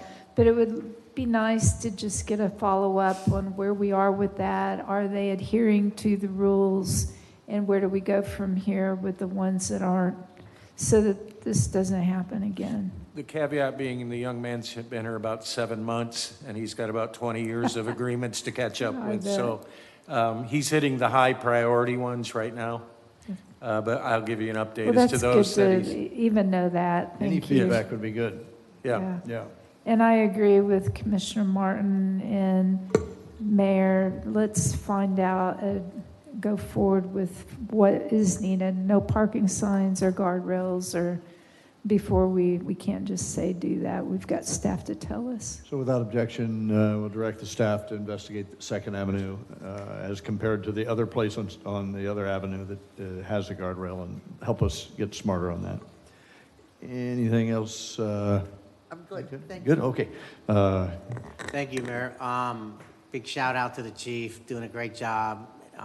Feeling very safe out there with the spring break. I was on Peninsula and Flagler today. I'm just gonna say, gosh, I sure wish we were gonna do that intersection improvement that we're not gonna do. So I'll leave it at that. But I do have something to ask you all tonight. I would like to get direction, to have staff look into something. I'm sure all you all have had contractors give you their opinion. When I say contractors, I mean any AC people, anybody who deals with building and permitting. And I've listened for years, and I've talked to staff, and I've listened, and there's always you get one side of the story depending on who you're talking to, right? So the Builders Trade Board has always intrigued me. It doesn't meet much. It's state mandated, and there's already some contractors on it. So what I would love to do with this board is add a responsibility to it. And that responsibility would be a communication process between the planning and building department and contractors that sit on that board. The goal is to allow them to have a dialogue about things that are going on within the building planning department and how it affects the local paver guy, your AC guy, to get permits. For example, we're gonna do a software change. We're gonna bounce that, they explain that to the contractors. Contractors can give some interesting input back to them. They can also act as a liaison where other contractors in the community can know they're on the board, they can talk to them, and then other contractors can bring up as they feel necessary certain situations that they feel may be occurring that is creating a lot of consternation amongst the people trying to get permits. The point of it is so people are not emotional, they're not upset. Contractors talk to the people on the board talk to planning and building or staff members that are there. And we just somehow create some sort of dialogue that prevents just what we get is upset, emotional people who may be right, may be wrong. But years and years of this has been going on, and I want to try something to create a line of communication to work on that problem. So I think what I hear is, without objection, we would direct staff to add language to the trade board's job description to include a liaison with the planning department, and words to that effect that Commissioner McGurk could forward on to the staff. Well, what I would do is I would ask to have staff take a look at it and bring it back on an agenda sometime in the next 3 months to give us back a response to this on how they think it will work or not work. Good. Without objection. Okay, you got it. Anything else? Commissioner Hartman. To Jason's point, when Brian was here, Brian actually met with the Volusia County Building Association. He would meet with them, once or twice a year just to kind of get back feedback from them. So I think we've lost that contact. I don't know that Shane's schedule or something like that, but I mean, that was helpful at that point in time because there was a lot of, we just went to the new permitting process and we were having all those problems. So he met with them and kind of got some feedback and tried to get his department headed in different directions, to get rid of these quick and easy permits fast. And I think that's just got lost in the wayside. So, I've asked, I'm glad you brought that up, because I've asked a lot of these guys, hey, you have a builders association. The builders, their response has always been, those are for the big guys.